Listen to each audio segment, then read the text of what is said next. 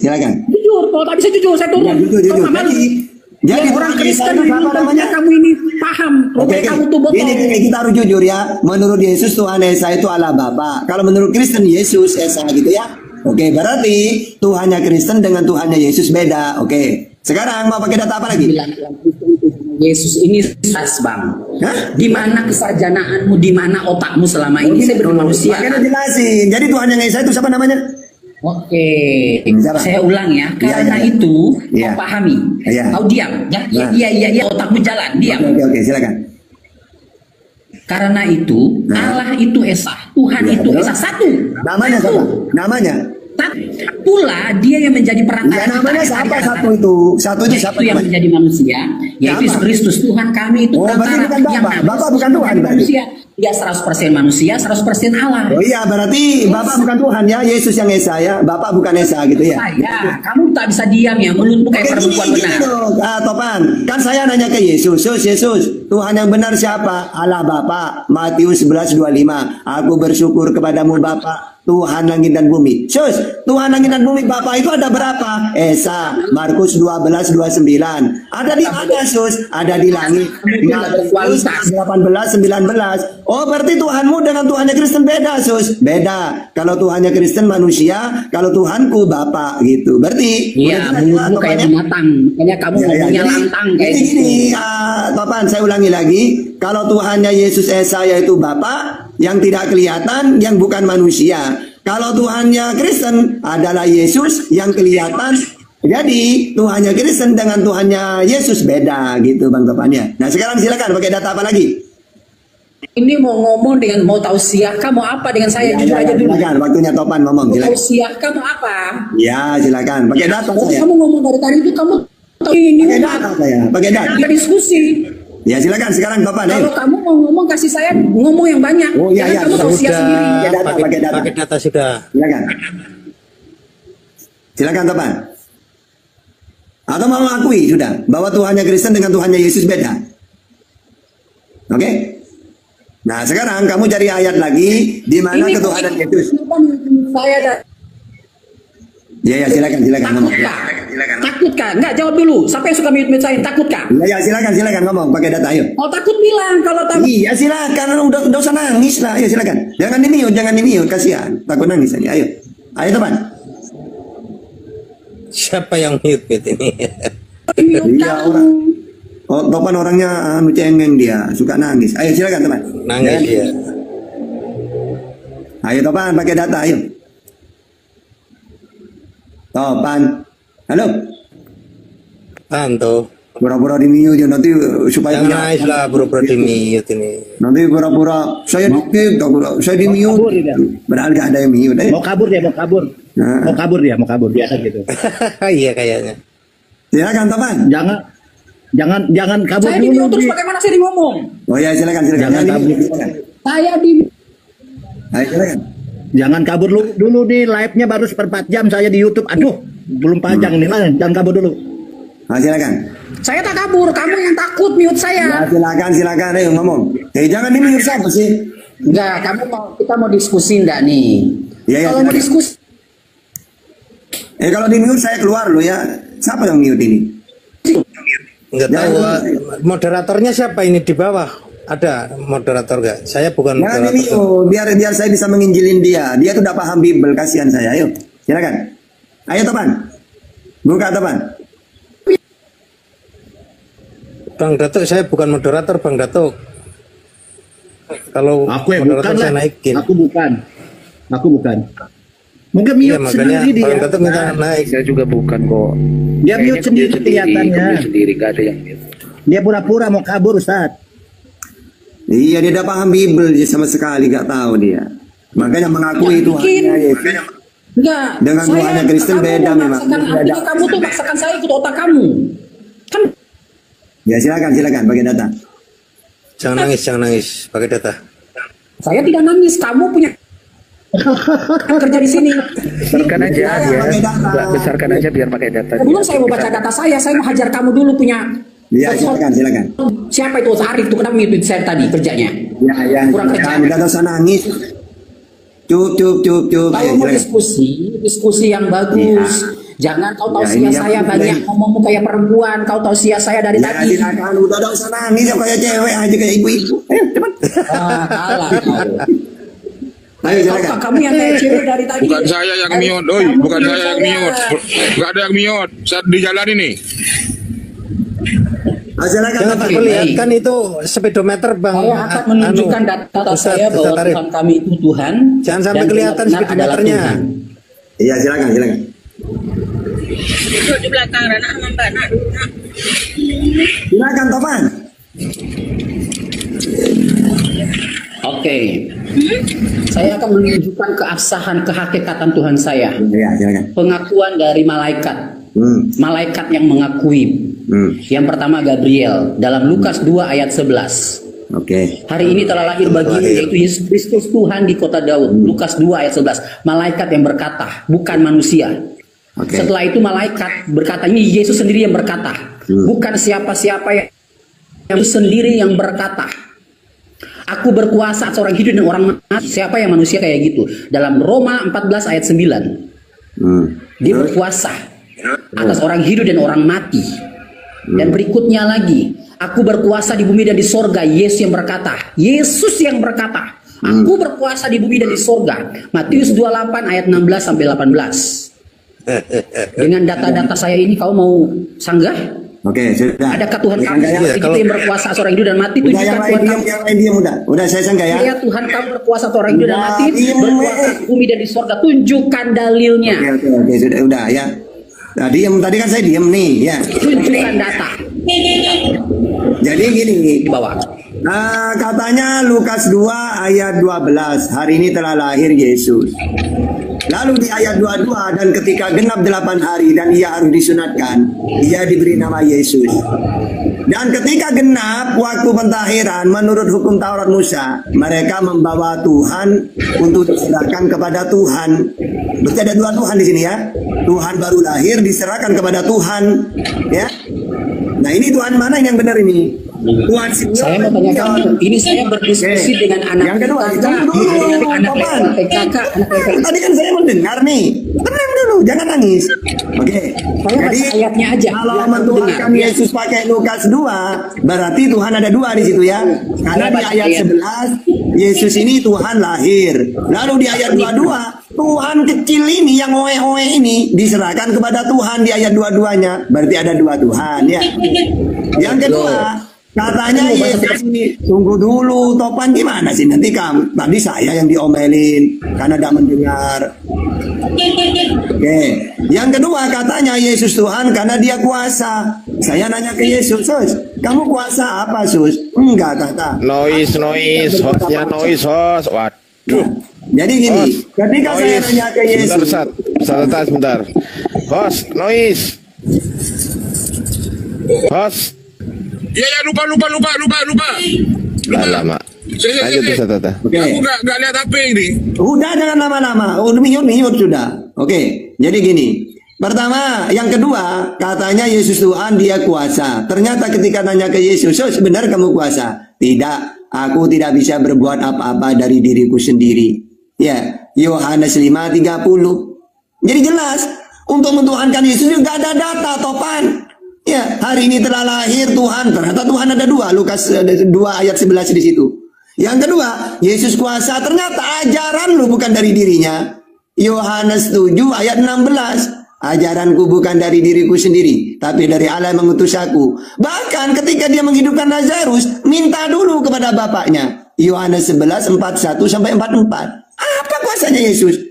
Gak ada, Topan. Dia tuh tidak bisa berbuat apa. Bahkan ya saya pernah baca itu ya. Ketika dia itu mau naik keledai, tidak bisa dia, langsung dinaikkan oleh murid-muridnya. Ya. Jadi kalau saya baca Bible ya semuanya, Yesus tidak bisa berbuat apa-apa dari dirinya. Ajaran pun bukan dari dirinya. Itu yang kamu tuhankan. Jadi udah gagal semua itu ya. Yang dua tadi data itu. Sekarang silakan cari lagi datanya, silakan. Kapan? Oke, saya rasa saya ini berbicara dengan anak TK ya, tak mengerti bahasa Indonesia EYD-nya seperti Anda, Tata. Ini kayaknya Anda lulusan dari pondok, makanya Nggak usah kemana-mana, Topan. Nggak usah kemana-mana. Kalau dijawab aja, nggak usah kemana-mana. Nggak usah curhat, nggak usah menghina. Emang kau lulusan mana? Kau lulusan mana? Saya akan baca dalilnya. Hei, kau lulusan mana? Kok menghina ustadz kami? Kok ustadz kami kau katakan lulusan TK? Hah? Kok ustadz kami kau katakan lulusan TK? Gimana maksudmu? Kalau diskusi yang baik katamu. Ya baiklah. Nggak usah menghina ustadz kami lulusan TK, lulusan ini, bahasa Indonesia. Kau sendiri nggak ngerti bahasa Indonesia. Ya udah, saya mau diskusi dengan ya kalau mau diskusi jangan menghina. Oke, jangan saya menghina kalau mau diskusi. Ya. Oke, saya lanjut. baca data. Saya baca. Nah, gitu. Jangan menghina ya. Ayo mau data apa lagi? Coba nanti saya bantah pakai Bible. Ayo. Oke. Saya baca data. Tolong kau bantahkan saya dulu. Ada nggak Muhammadmu, adakah Allahmu berkuasa atas di sorga dan di bumi? Oke. Adakah Allahmu? Oke, saya baca.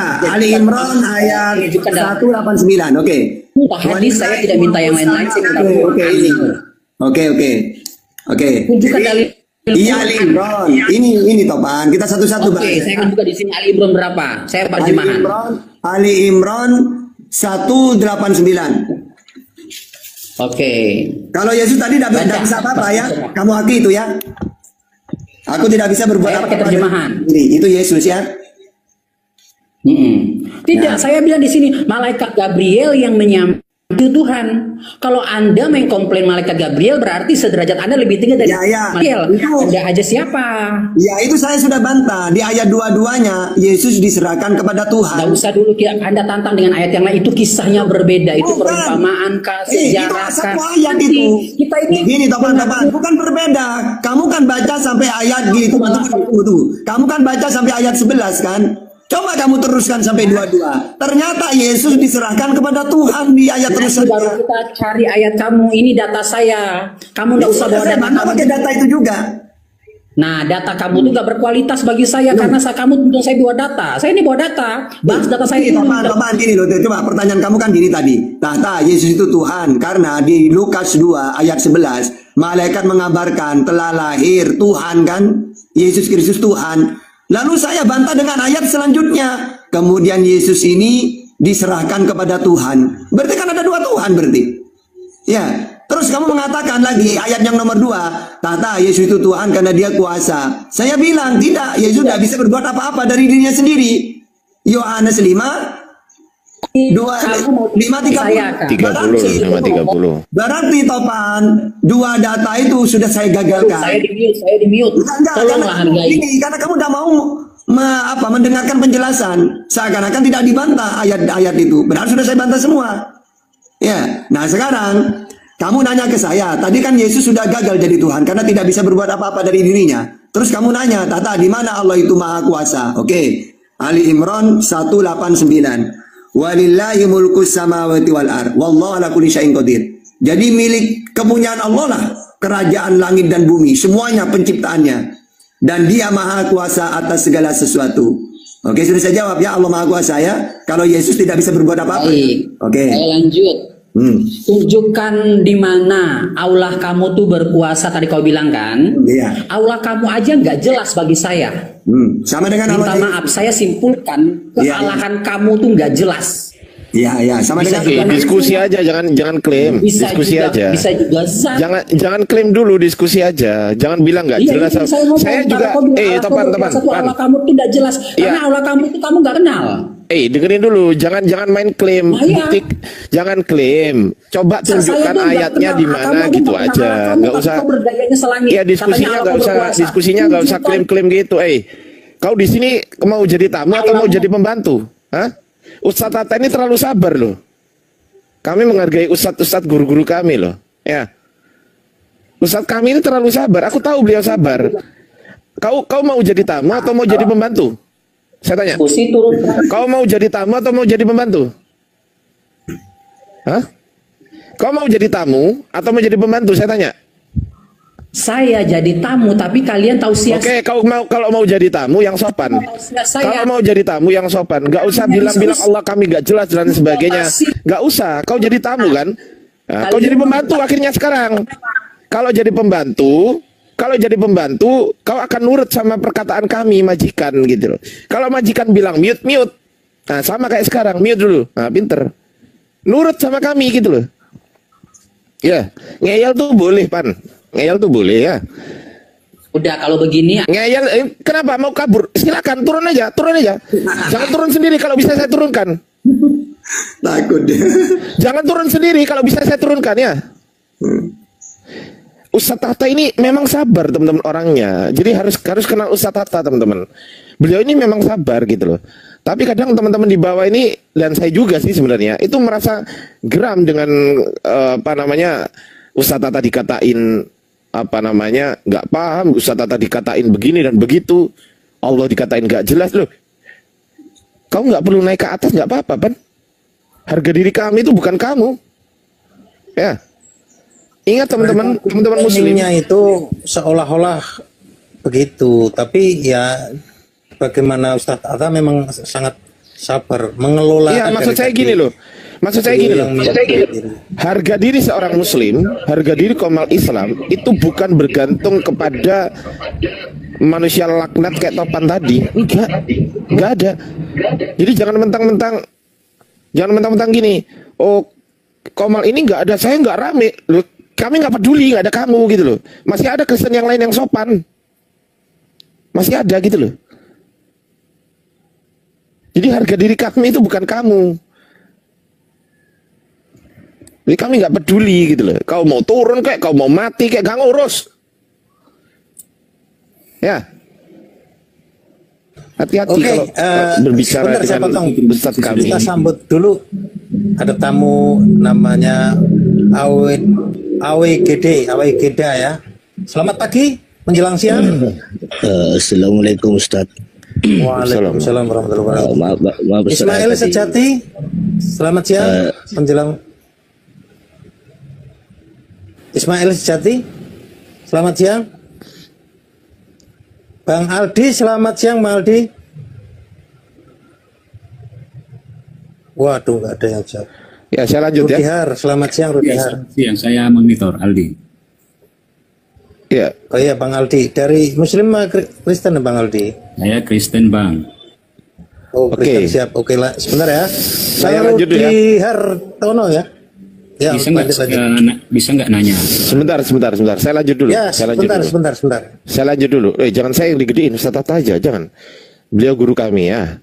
Jadi teman-teman yang belum kenal Ustadz Tata mungkin ya. Ustadz Tata ini memang beliau sabar gitu loh. Sabar beliau. Luar biasa sabarnya. Jadi jangan merasa orang Kristen di sini tuh dianggap, oh saya ini spesial, kalau nggak ada saya komal ini nggak rame. Nggak ngurus kami. Kami nggak ngurus, gitu loh. Jadi jangan sok-sokan, apalagi mengatakan kau sekolah apa, kau lulusan mana? Emang kau lulusan mana? Aku celuk. Emosi saya dengernya karena apa? Justru yang emosi itu ketika saya dihina, ketika saya dihina, saya nggak emosi teman-teman. Tapi ketika guru-guru kami yang dihina, waduh, Nabi kami dihina, Tuhan kami dihina, masa Allah dikatakan nggak jelas? Hah? Congormu dulu, kalau ada di depan saya setampar mukamu. Ini harga diri lo ini. Kalau diskusi, kalau sopan nih gak usah lah bawa pendidikanmu apa, kau lulusan mana, kau ngerti nggak bahasa Indonesia? Yang nggak ngerti itu kamu sebenarnya. Itu loh.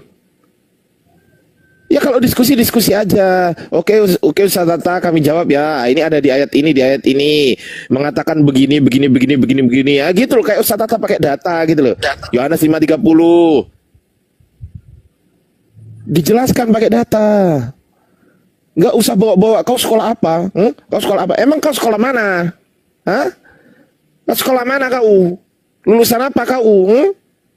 Dasar. Emosi aku dengernya. Oke, kita lanjut. Bang Aldi, Kristen ya? Iya, saya Kristen. Bang Aldi mau jadi tamu atau mau jadi pembantu di sini? Kalau mau nanya, jadi apa?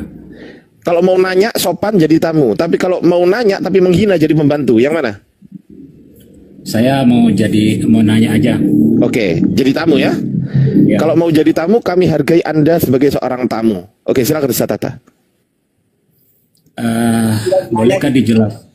Bolehkah dijelaskan Al-Ankabut ayat 27? Kecil Bang, Al-Ankabut berapa? Ayat 27. Oke, Ustaz Tata, tafadhol Ustaz. Ya baca aja dulu apa yang mau ditanyakan. Di situ soal kenabian kan? Berapa ayat berapa? Kalau nggak salah sih ayat 27. Ya, terus kenapa? Nah, tapi sebelum lanjut begini, saya maunya kita ngomong diskusi dalam ranah keilmuan, bukan dalam ranah iman ya. Atau setuju nggak? Ya, terus.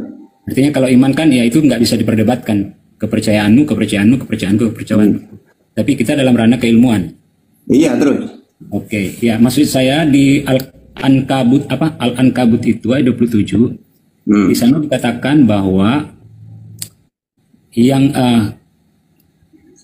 keturunan kenabian itu hanya ada pada keturunan Yakub. Cocok itu, cocok. Lanjut. Ishak ke Yakub. Tidak di situ Ya, tidak ada terus. nama lain. Cuma dari Abraham, Ishak langsung. Am kuntum syuhada'a id hadara Yaqubal maut. Jadi kalau kamu ingin ada Ismailnya, maka saya pakai ayat yang lain. Itu kan cuma menceritakan tentang nabi-nabi Israel dari Abraham yang untuk Israel. Nah, kalau kamu ingin tahu, am kuntum syuhada'a id hadara Yaqubal maut. Il qala li banihi ma ta'buduna min ba'di. Qalu na'budu ilahaka wa ilaha abaika Ibrahim wa Ismaila wa Ishak. Jadi apa? Apakah kamu menjadi saksi seketika Yakub berkata kepada anak-anaknya, apa yang kamu sembah sepeninggalanku? Lalu anak-anaknya menjawab, kami akan menyembah Tuhan nenek moyangmu, yaitu Ibrahim, Ishak, Yakub, Ismail. Ya, dijelaskan Ismail di situ, yaitu Tuhan yang Maha Esa. Itu. Ya, saya di Ankabut itu ada nggak kata Ismail situ, Bang? Loh, itu kan menceritakan nabi-nabi Israel di situ. Dari dari Abraham ke nabi-nabi Israel. Kalau kamu langsung pakai ayat itu, berarti tidak ada ya dalam Al-Qur'an ya bahwa Ismail dari keturunan Ismail nabi. Loh, pakai Al-Baqarah 133. Atau pakai nanti ayat summa auhayna ilaika an tabi millata Ibrahim hanifa. Kemudian kami wahyukan kepada Muhammad supaya mengikuti milah agama nenek moyangnya, yaitu Abraham, Hanif, Tauhid. Ya. Jadi kalau kamu ingin cari ayat yang ada Ismailnya, ya pakai ayat yang lain, kan banyak. Ayat yang lain di mana, Bang?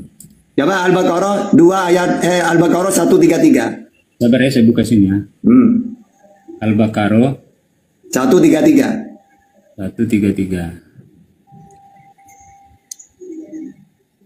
Panjang sekali nih ayatnya. Sabar ya, Bang. 133. Baca artinya saja. Saya baca terjemahannya ya. Ya, tunggu sebentar. Kita sapa dulu. Halo Mas ya. Kamu pikir kamu siapa? Kamu cuma manusia. Loh, kok marah-marah? Loh, kok marah-marah? Surupan. Iya, turunkan. Di bawah dia ngetik gini. Kalau saya bukan saya tampar, saya hapus hari Jumat, hari musik, hari menyembah setan. Kata dia begitu, saya jambak lah dia naik ke atas. Kok marah-marah? Lanjut. Coba dijambak lagi, itu lagi kesurupan. Iya, kesurupan itu, kayaknya kesurupan itu. Kita ruqyah nanti. Kesurupan. Kita ruqyah nanti. Di sini ada Ustaz Abu Alia. Ustaz, siap meruqyah ya? Lanjut, silakan Ustaz Tata. Saya fokus ke Komar. Bahkan di ya kendalikan ya. Waduh ini. Iya, siap. Aman. Apakah kamu hadir atau menjadi saksi menjelang kematian Yakub ketika dia berkata-kata kepada anak-anaknya, apakah kamu apa yang kamu sembah sepeninggalku? Mereka menjawab, kami akan menyembah Tuhanmu dan Tuhan nenek moyangmu Ibrahim. Ya, jadi ini soal jawab tentang siapa yang disembah di sini ya, bukan tentang pernyataan. Lanjutkan dulu Bang, jujur membaca, lanjutkan dulu. Saya baca ini, pemahaman saya begitu. Jangan menyimpulkan, jangan baca dulu aja. Kami memahami dulu, jangan memahami dulu Bang, dibaca aja dulu sampai terakhir. Nah, baru nanti ditanggapi salah-salah gitu loh. Oke. Kami akan menyembah Tuhanmu dan Tuhan nenek moyangmu, Ibrahim, Ismail, dan Ishak. Tuhan yang Maha Esa, kepadanya kami berserah diri. Oke, silakan Ustaz Tata ditanggapi Ustaz. Hubungannya dengan kenabian apa ini Bang, ayat ini? Dengan ayat sebelumnya. Nanti ya, Abraham ini kan punya dua putra, Ismail dan Ishak. Dari Ishak ini akan muncul nabi-nabi untuk Israel saja. Coba mulai dari Ishak sampai Yesus. Kalau Yesus Matius 15:24 diutus untuk Israel. Nah, untuk Ismail ini akan muncul nabi untuk seluruh dunia. Al-Furqan ayat 1. Tabarakalladzi nazzala al-Furqan 'ala 'abdihi liyakuna lil alamin nadhira. Nah, terus nanti mana Nabi Muhammad seorang nabi? Banyak ayatnya. Maka ana Muhammadun aba ahadi min rijalikum walakin Rasulullah wa khataman nabiyyin. Jadi abang nggak bisa pakai ayat itu di mana? Intinya gini loh. Kalau ingin jelas, di mana datanya di dalam Al-Quran Nabi Muhammad itu seorang nabi? Banyak datanya nanti, gitu. Berarti bertentangan dengan Al-Ankabut tadi ya? Ya enggak. Itu kan menceritakan nabi-nabi Israel, tidak masalah. Nabi Muhammad untuk seluruh alam. Tapi kan di Al-Ankabut Bang itu dinyatakan kenabian itu hanya diturunkan kepada keturunan Ishak. Gak ada kata hanya Bang, tolong diralat. Kata hanya Bang, tolong jujur dibaca lagi, tolong kalau Anda jujur. Saya tidak ada kata hanya, tapi di situ juga tidak ada kata Ismail kan, jujur juga harusnya. Astagfirullahaladzim, menyimpulkan. Loh, Al-Baqarah 133 tadi kan ada Ismail Bang. Tapi saya tidak menemukan di Al-Baqarah itu bahwa itu berbicara tentang kenabian, itu berbicara tentang siapa yang disembah. Nah, emang Nabi Ismail siapa? Di situ tidak ada kalimat bahwa Ismail itu nabi. Kau bertanya kepada Islam atau bertanya kepada Kristen? Kalau kau tanya Kristen, Ismail bukan nabi.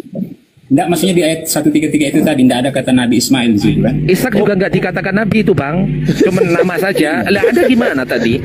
Anda nanti mirroring loh. Nah, sekarang saya tanya balik. Ya. Kalau memang sadar Anda di Quran Ismail harus dikatakan Nabi Ismail gitu kan, betul ya? Betul nggak? Iya. Sepakat ya? Ya. Sekarang saya tanya, di mana Yesus mengaku aku adalah Tuhan Yesus di mana? Kita selesaikan dulu ini soal Ismail. Iya, mirroring kan? Di mana Yesus mengaku ya berdasarkan pengakuan Yesus sendiri, aku Tuhan Yesus seluruh alam, di mana? Saya akan jawab setelah Anda menjawab ini, tuntaskan ini. Oke, silakan. Oke, jadi maksud saya begini, dalam sejarah, abang punya tafsir Jalalain nggak? Sepanjang sejarah Israel, sekian nabi-nabi, banyak sekali nabi, Ismail tidak pernah satupun disebut sebagai nabi. Gimana? Kalau Yesus? Enggak, maksudnya Ismail. Nah, enggak, kalau Yesus ada nggak disebut di Israel? Kalau Yesus sebagai nabi ada, banyak. Di mana? Ada Yesus, coba. Perjanjian baru. Iya, di Perjanjian Baru. Kalau saya pakai Al-Quran gimana? Oke, ini saya sekali lagi mengatakan ini bicara iman ya. Saya hanya bicara dari sisi keilmuan. Artinya bisa. Dari keilmuan. Kamu kan nanya ke saya kan. Coba kamu pakai Jalalain. Di situ Ismail disebut di Ankabut 27 itu. Dan kami anugerahkan kepada Ibrahim setelah berputra Ismail, yaitu Ishak dan Yakub. Ini Ustaz Tata. Maaf saya potong. Dia mau diceritakan bahwasanya Ismail itu nabi gitu. Iya. Coba surat Maryam 54. Coba kasih ayat pendukungnya gitu loh. Iya. Maryam 54, silakan. Terima kasih Bunda Mila. Ya, lanjut. Maryam 54, silakan. Baca. Maryam itu surat berapa? 19. Ya kalau cuma Ismail Nabi ya banyak ayatnya. Al-Baqarah 1336 juga di situ. Atau Ali Imran 84. Kalau cuma ayat begitu banyak. Iya. Ya makanya kan dia butuh Nah, kita kasih satu aja lah. Oke, nanti setelah dibaca, saya pengen ditanggapi Ustaz bahwasanya Yesus mengaku sendiri, aku adalah Tuhan semesta alam. Nah, silakan. Surah Maryam tadi apa? Berapa? 1954. wal kurfil kitab Ismail innahu kana shadiqal wa'di wa kana rasulan nabiyya. Nah itu. Coba. Nabi. Coba. 54 tuh sabar saya cari 54 ya. Bang Aldi, sorry saya potong teman-teman. Tunggu dulu. Bang Kris, tunggu dulu Bang Kris, biar dibaca dulu. Silakan baca. Enggak, simpel aja gini Bang Aldi. Iya, tunggu dulu Bang Kris. Aku juga simpel, dengerin dulu. Kisah Nabi Ismail di dalam kitab Maryam 54, Bang. Maryam 54. Lah iya, ini surah Maryam ayat 54 ini saya baca. Coba dan ceritakanlah dalam kurung Nabi Muhammad. Ismail di dalam kitab dalam kurung Al-Qur'an. Sesungguhnya dia adalah orang yang benar janjinya. Terus seorang rasul dan nabi. Nah, selesai. Sekarang gantian ya. Gantian dong. Kan udah. Nabi kepada siapa? Ismail nabi kepada siapa, Bang? Loh, nabi kepada Nabi kepada siapa? Pertanyaanmu udah terjawab. Gantian, pertanyaanmu udah terjawab kan? Udah terjawab. Nanti kalau kau mau bertanya nanti ya, kalau kau mau bertanya lagi itu nanti. Sekarang gantian satu-satu. Kau sudah bertanya satu berkali-kali bahkan. Sekarang saya tanya satu aja. Ustaz Tata menyerahkan pertanyaan ke saya, Ustaz. Iya, silakan. Oke. Saya bertanya satu aja ya. Nanti kalau ini belum selesai, kau bisa tanyakan nantinya ya. Oke ya. Pertanyaan saya butuh secara eksplisit, tidak ditafsir dan tidak menurut saya butuh tertulis secara eksplisit. Yesus mengatakan, "Aku adalah Tuhan semesta alam." Di mana?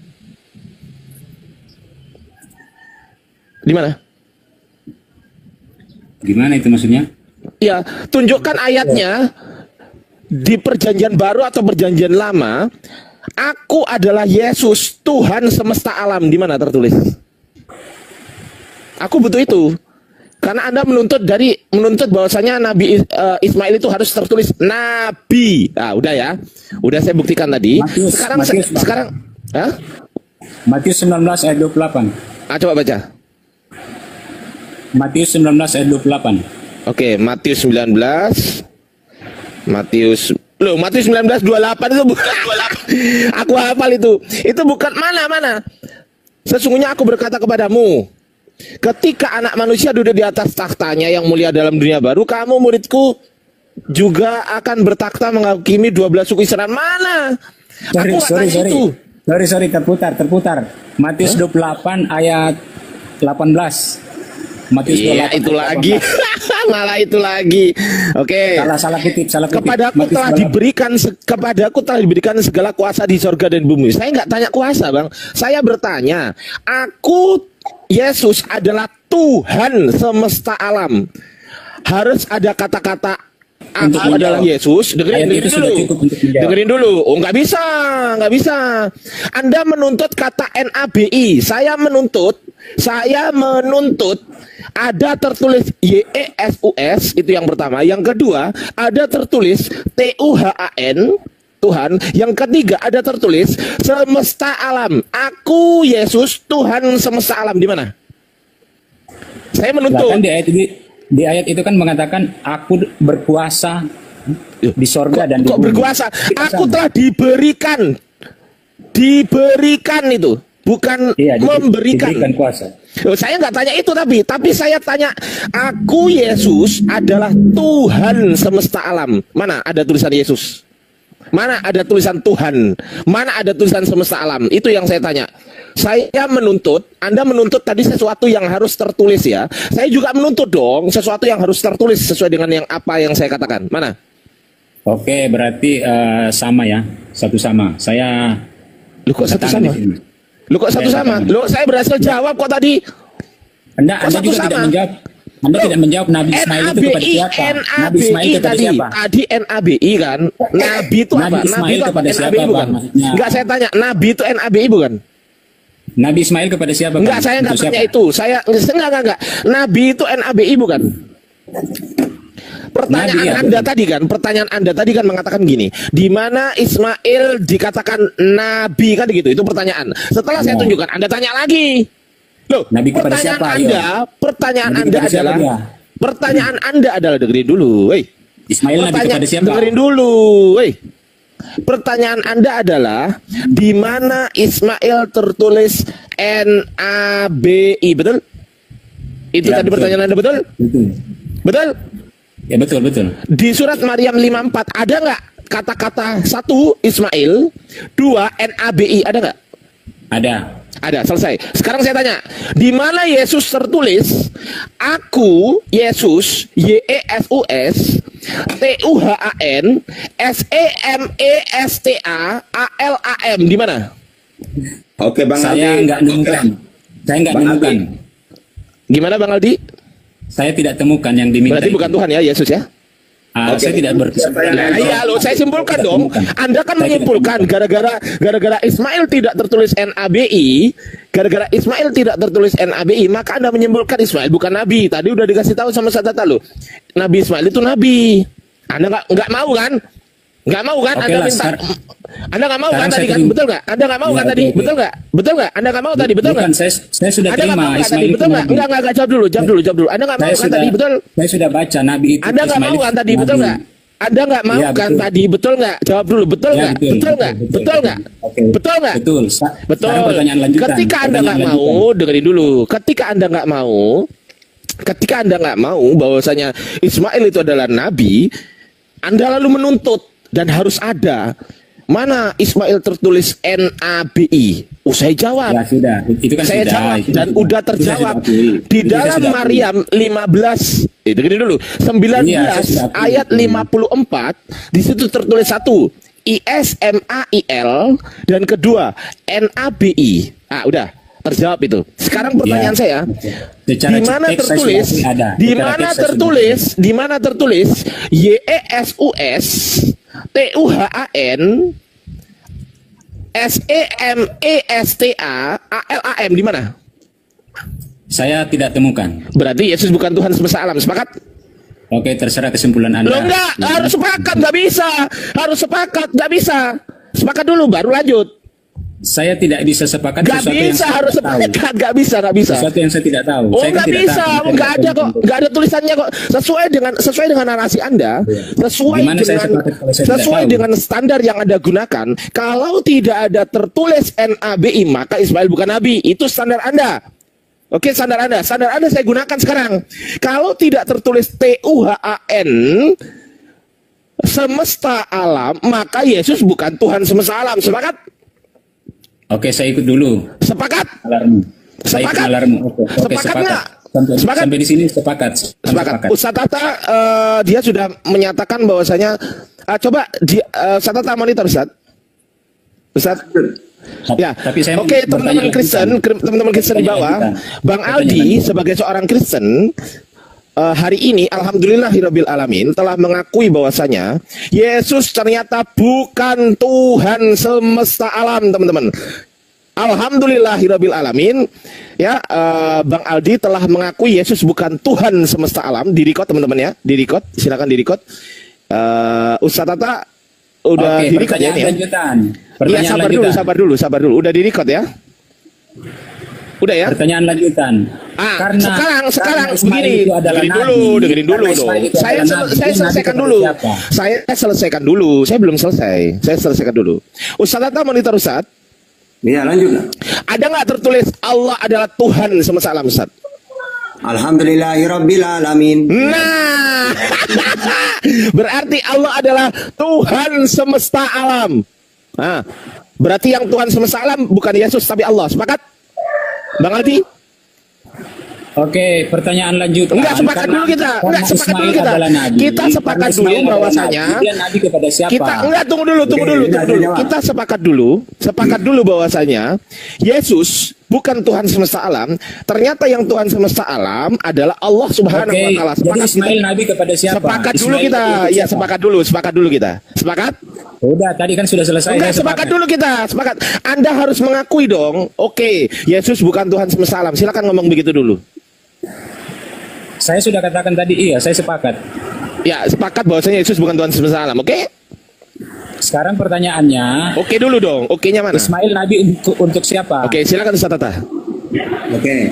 Di dalam surat Ibrahim 37, Rabbana inyaskantu min dzurriyyati biwadin ghairi dzi jar'in inda baitikal muharram. Ibrahim 37 bahwa Abraham meletakkan Ismail di Ka'bah itu selamanya. Lalu ada Bani Jurhum, maka dia nabi untuk Bani Jurhum, kaum Jurhum itu. Di dalam tafsirannya itu. Untuk siapa? Bani Jurhum. Siapa itu? Nggak jelas. Itu kaum Bani Jurhum, seperti Bani Israel gitu loh. Jadi itu suku kaum. Maksudnya siapa yang tentukan Ismail jadi nabi? Nah ini kan Al-Quran, Ibrahim, surat Ibrahim 37 ini. Nah itu kan klaim bang. Kalau Al-Quran itu kan klaim. Kita bicara keilmuan. Kacau. Di mana Ismail ditentukan sebagai nabi. Aduh gimana? Abang, boleh nggak Kita saya? bicara keilmuan bang, jangan klaim. Kamu pakai ilmu apa tuh membantah saya? Bang Aldi. Tunggu dulu Bang Kingdom, tunggu dulu Bang Kris, silakan lanjut Tata sama Bang Aldi. Pakai logika, jangan dulu pakai iman, pakai logika dulu. Pakai logika dulu, jangan pakai iman dulu, Kita harus pakai kitab suci gimana sih? Ya kitab suci itu kan iman bang, iman Anda. Nah, terus kamu kitab suci itu dasar beriman Bang. Kitab suci itu dasar beriman. Makanya saya katakan kamu tadi. mentuhankan Yesus itu pakai apa kamu? Pakai akal. Saya mau diskusi dalam ranah keilmuan, logika bukan iman. Gitu loh. Oh logika. Iya. Saya mau diskusinya di ranah logika. Tapi kan Yesus bukan Tuhan Bang. Gimana kan sudah selesai kan diskusinya, betul nggak Ustaz? Selesai kan itu. Saya sudah iya kan udah selesai, berarti Yesus bukan Tuhan kan? Ya sekarang pertanyaannya ya, kan ini udah selesai. Berarti Anda sekarang agamanya apa? Anda sekarang agamanya apa Bang? Saya pengikut Tuhan. Tuhan siapa? Tuhan semesta alam. Siapa namanya? Siapapun namanya. Nggak pede dengan Yesus. Nggak diakui kamu. Saya nggak pusing dengan nama. Saya nggak pusing dengan nama. Nama nggak penting bagi saya. Lu nama nggak penting Ustaz. Yang saya kamu nggak diakui Sus. Nama saya nggak penting bang. Yang saya penting itu hakikatnya. Lah kalau nama nggak penting, kenapa kau tertulis Aldi di situ? Kalau nama nggak penting, kenapa? Bukan Tuhan yang kenapa? Jawab dulu dong. Nama Tuhan itu nggak penting bagi saya. Jawab dulu. Kalau nama nggak penting, Anda kan mengatakan nama nggak penting. Kalau nama nggak penting, kenapa nama Anda Aldi? Saya katakan nama Tuhan nggak penting, bukan nama Aldi. Nama Tuhan. Oh berarti nama manusia lebih penting daripada nama Tuhan, betul? Bukan, saya tidak bilang begitu. Kena lagi. Berarti nama manusia lebih penting. Iya. Hah? Iya. Iya. Bang Kingdom, Bang Kris. Oke, Bang Ardi. Hari ini Bang Kris. Bang Ardi sama saya aja dulu, Bang. Sekarang jawab. Aduh, udah mentok dia. Udah, Bang Aldi diem ya. Bang Aldi diem. Silakan Bang Kris. Menurut Bang Aldi, Yesus bukan Tuhan semesta alam. Apakah Anda setuju, Bang Kris? Itu urusan dia, Bang. Enggak, saya tanya setuju apa enggak? Ya itu urusan dia. Saya nggak tanya itu. Saya kecuali kalau pertanyaan saya gini, Bang Kris, Bang Aldi mempunyai urusan bahwasanya seperti ini dan seperti itu. Gimana Bang Kris? Terus Bang Kris jawab gini, oh itu urusan dia. Oke, masuk akal. Tapi saya nggak tanya urusan itu siapa. Urusan saya dengan Tuhan. Itu urusan Enggak, saya nggak tanya itu. Urusan. Saya tanya, apakah Bang Kris sepakat dengan pernyataannya Bang Aldi yang mengatakan Yesus bukan Tuhan semesta alam? Apakah A sepakat, B tidak sepakat? Jadi gini Bang, kalau jadi gini jawab dulu dong. Oke Bang, kalau dia iya sepakat Kristen, enggak? Gini Bang Kris, A sepakat. Kalau dia bukan Kristen, lalu Abang memaksakan dia harus percaya Yesus Tuhan. Oh berarti dia Kristen loh. Ya buktinya dia nggak mengakui Yesus adalah Tuhan. Oh iya ya berarti Bang Aldi bukan Kristen ini. Wah kacau ini. Bukan Kristen tapi nggak pede kepada Tuhan. Udah masuk Islam aja Bang Aldi. Bang Aldi udah sadat aja masuk Islam nanti dibimbing. Teman-teman, alhamdulillah ya, alhamdulillahirabbil alamin. Hari ini pada pagi ini berdasarkan diskusi kita teman-teman, 1.600 mata memandang. Alhamdulillah pada pagi ini kami umat Islam mampu membantah narasi-narasi dari umat Kristen dan mampu menjadikan orang Kristen tidak percaya dengan Tuhannya sendiri. Lanjut Ustaz Tata. Oke, pertanyaan lanjutan. Oke, sebentar. Tentang Quran nih. Sebentar Aldi, diam. Abang, tadi kan Abang berkata bahwa Ismail itu nabi sesuai dengan Al-Quran, benar? Loh. Lanjut. Silakan Ustaz Tata. Memang di Alkitab itu tidak pernah menyebutkan bahwa Ismail itu adalah nabi. Kalau Yesus, karena Ismail itu bukan dikehendaki Allah. Nah, langsung pertanyaan balik. Kalau Yesus ada nggak disebutkan? Gimana Bang? Bang Kris, ditanya itu loh. Bang Kris ditanya. Kalau mau diskusi, dengarkan penjelasan secara menyeluruh. Ya, silakan. Nah, kenapa di Alkitab itu tidak menuliskan Ismail itu adalah nabi? Karena memang Ismail itu tidak dikehendaki Allah. Kenapa di Al-Quran itu mengatakan bahwa Ismail itu nabi? Ya, karena memang ada kepentingan di sana. Jadi Quran itu mengakui bahwa Ismail itu nabi. Contohnya kayak gini, Abang. Contohnya kayak gini. Sebentar, saya belum selesai. Contoh, saya bisa menulis sebuah buku, saya mengatakan bahwa bapak saya adalah nabi. Karena memang sayalah yang menulis buku itu. Dan saya harus mengakui bapak saya nabi. Tapi apakah bapak saya nabi? Tidak, itu kan karangan saya aja. Nah, bagaimana kita bisa memahami seseorang itu nabi? Rujukannya apa? Rujukannya adalah di kitab terdahulu. Apa itu kitab terdahulu? Yaitu Taurat dan kitab jangan banyak curhat, Bang. Jangan banyak curhat. Ini bukan curhat. Oke, tapi kita gantian gini, Bang. Oke, karena kitab saya berarti dia nabi dalam kitab saya. Yang parah itu Kristen. Kitabnya sendiri mengatakan kata Yesus Tuhan Allah, Yesus nabi, mana Yesus yang dituhankan? Padahal kitabnya sendiri yang ngomong Tuhan itu Allah, Yesus utusan. Tapi kamu membantah kitabmu sendiri.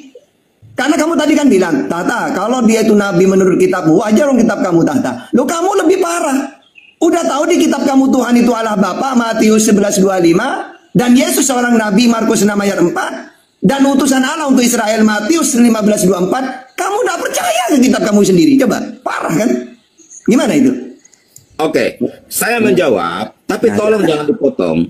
Bang Ardi juga dengarkan. Semua teman-teman Islam, tolong dengarkan, supaya kalian juga otaknya terbuka dan memahami. Baik. Kenapa Alkitab Perjanjian Lama itu tidak menyebut nama Yesus?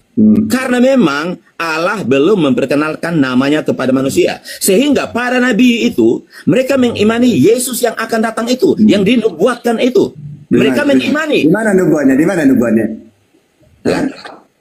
Nubuat tentang kedatangan Yesus itu ada banyak-banyak di Perjanjian Lama. Dinubuatkan oleh Musa, dinubuatkan oleh Daud, dinubuatkan oleh Hosea, Yesaya, Yeremia. Di mana? Coba satu aja. Nah gini, teman-teman Islam, kalian ini sebenarnya sudah tahu nubuatan-nubuatan tentang Yesus, tetapi kalian itu pretend tidak mengerti apa-apa. Ini bahaya ini. Bahaya.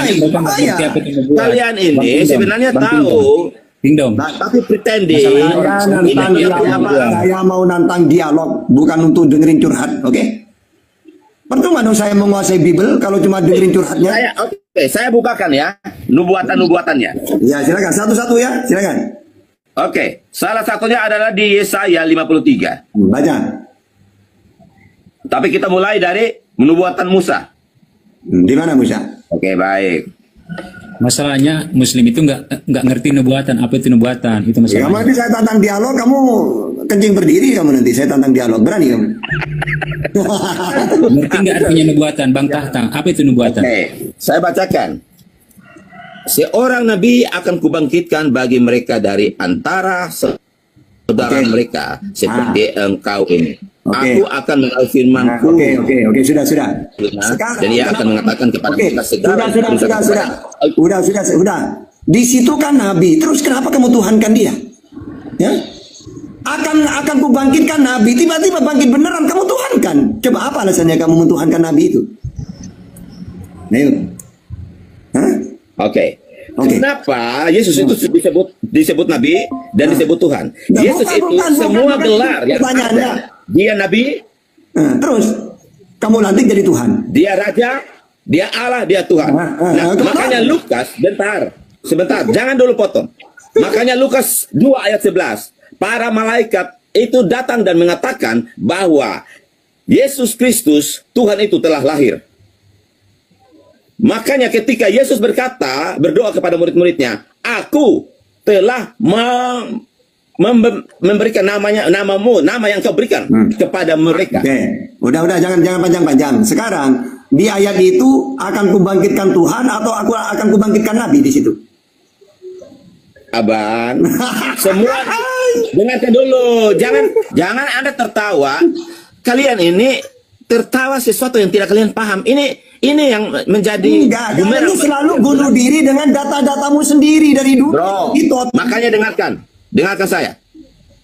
Makanya nubuatan-nubuatan di perjanjian lama, kitab para nabi dan kitab Taurat, itu tidak menubuatkan kedatangan Tuhan. Sekarang gini. Tidak ada kata Tuhan yang datang. Nah, terus kenapa tetapi ketika tiba saatnya, barulah Allah mengutus malaikat untuk memberitakan kepada manusia bahwa Kristus Tuhan yang telah dinubuatkan itu telah datang. Berarti dilantik, buah Tuhan berarti dilantik itu, dilantik berarti. Udah cocok udah. Intinya gini loh. Jadi begini. Tunggu dulu. Malaikat sudah mengatakan ngomong, saya sedikit aja, kita sedikit. Nah, sekarang kan nubuat di situ ya. Kamu mentuhankan Yesus kan? Terus ada nubuatnya Yesus itu perjanjian lama. Sedangkan kamu mentuhankan Yesus. Tiba-tiba kamu pakai data seorang nabi akan dibangkitkan. Berarti kan bukan Yesus kan? Kalau menurut Abang, itu ayat salah satunya. Nah, nabi apa Tuhan? Menurut kamu, Abang, Yesus juga berkata, akulah yang awal dan yang akhir. Saya nanya itu. Ya. Menurut iman Kristen, Yesus itu nabi apa Tuhan sebenarnya? Hah? Aduh, kamu itu. Semua gelar ada pada dirinya. Dia nabi, dia Tuhan, dia Allah, dia raja. Semua gelar diborong semua sama dia. Diborong semua. Karena memang dia nabi, dia raja, dia Tuhan. Nabi itu sebentar izin ya. Yang ada di muka bumi ini berasal dari Tuhan.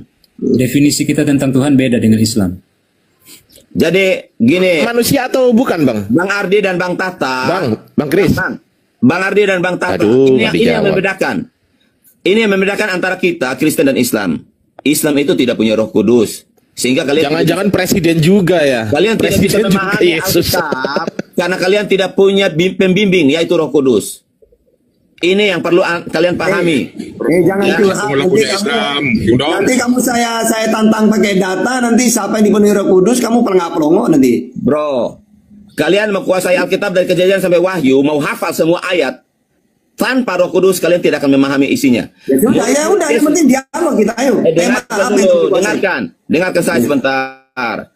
Murid-murid Yesus aja yang bersama Yesus, mereka belum memahami apa isi kitab mereka. Karena mereka itu tidak punya Roh Kudus. Orang Yahudi saja. Kenapa Kristen kalau dialog pelanga-pelongo? Karena tidak dipenuhi Roh Kudus. Ditanya apapun pelanga-pelongo. Tidak ada Roh Kudusnya.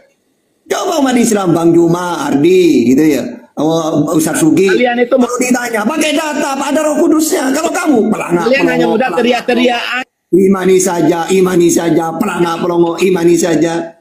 Ya karena tidak ada Roh Kudusnya. Oke, saya tanya ini abang. Allahmu itu eksisnya kapan? Adanya kapan?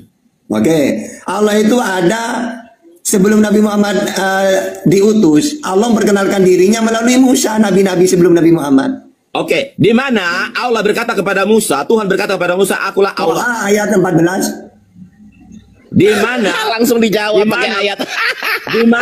Di mana Musa memanggil Tuhan itu Allah? Tahu 14 itu? Di mana? Ya. Dan sebenarnya itu innani anallah, Musa mendengar. Ya sudah, wong Allah sendiri perkenalkan. Ayatnya di mana? Di kitab Taurat. Para nabi itu memanggil Tuhan itu Allah. Loh kok tanya Taurat jadinya? Ya. Dasar kebenaran dari semua kitab itu adalah Taurat. Tahta Majid. Bang, namanya literasi itu dari mana aja, Bang? Data itu. Sekarang kalau pedomannya Taurat, di mana dalam Taurat mentuhankan manusia Yesus? Dengarkan dulu. Kenal lagi. Muhammad baru memperkenalkan nama Allah kepada manusia abad ke-7. Terus Yesus. Kalian berkata bahwa Allah itu sudah ada sejak dulu. Terus kapan? Siapa yang memanggil Tuhan itu Allah? Terus kapan? Terus sejak kapan Tuhan Israel itu menjadi manusia? Jangan kemana-mana, jawab dulu. Kamu gimana sih kamu kemana-mana dulu? Sejak kapan Allah yang baru muncul abad ke-7 itu dipanggil para nabi itu Allah? Loh, kita kan harus pakai data kan, pakai Al-Quran kan, saya. Lah kan abad ke-7. Nah, terus kamu mau pakai apa? Coba kamu, Tuhan kamu siapa, mau pakai ayat apa kamu? Coba, saya nanya dulu. Biar sama kita. Oke, saya tanya. Oke, sekarang nama biar adil ya. Biar adil gini aja, biar adil. Dia kan Aldi dia. Bang Aldi dia dulu. Iya, sekarang gini aja gini. Tata, dengarkan. Apakah nama Allah itu nama kekekalan apa enggak? Iya. Oke, nama kekekalan berarti sejak Adam itu sudah akan dikenal sebagai nama Allah. Lalu kenapa? Makanya Allah berfirman dalam Al-Quran. Apakah Abraham, Nuh, Ishak, Musa memanggil Tuhannya itu Allah? Iya. Qulu amanna billahi wa ma unzila ilaina itu kan kamu pakai kitab apa? Musa wa Isa wa nabiyyuna min rabbihim. Kamu pakai kitab apa? Pakai kitab abad ke-7 ini pasti. Kamu pakai kitab apa? Pakai kitab abad ke-7 ini pasti. Kalau itu nama kekekalan, kenapa tidak ada sejak kitab Taurat? Oke, saya jawab. Kenapa ini? Di dalam Taurat, nabi-nabi Israel tidak pernah menyebut nama, panggilan semua itu, sebutan. Buktikan dari kitab tertua, buktikan dari kitab tertua. Kalau memang ini ya di dalam ajaran dalam data jangan membatasi. Itu udah datanya literasi manapun itu. Memperkenalkan nama itu Allah. Buktikan dari kitab tertua, jangan dari abad ke-7. Buktikan dari kitab. Kok ngatur-ngatur? Enggak gini. Bentar, aku moderatorin.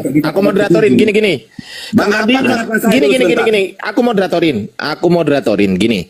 Kalian kan tanya ke Islam. Islam jawab menggunakan literasi Islam gitu loh.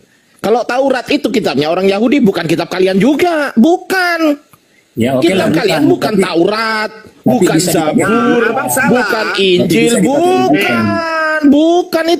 bukan kitab kalian.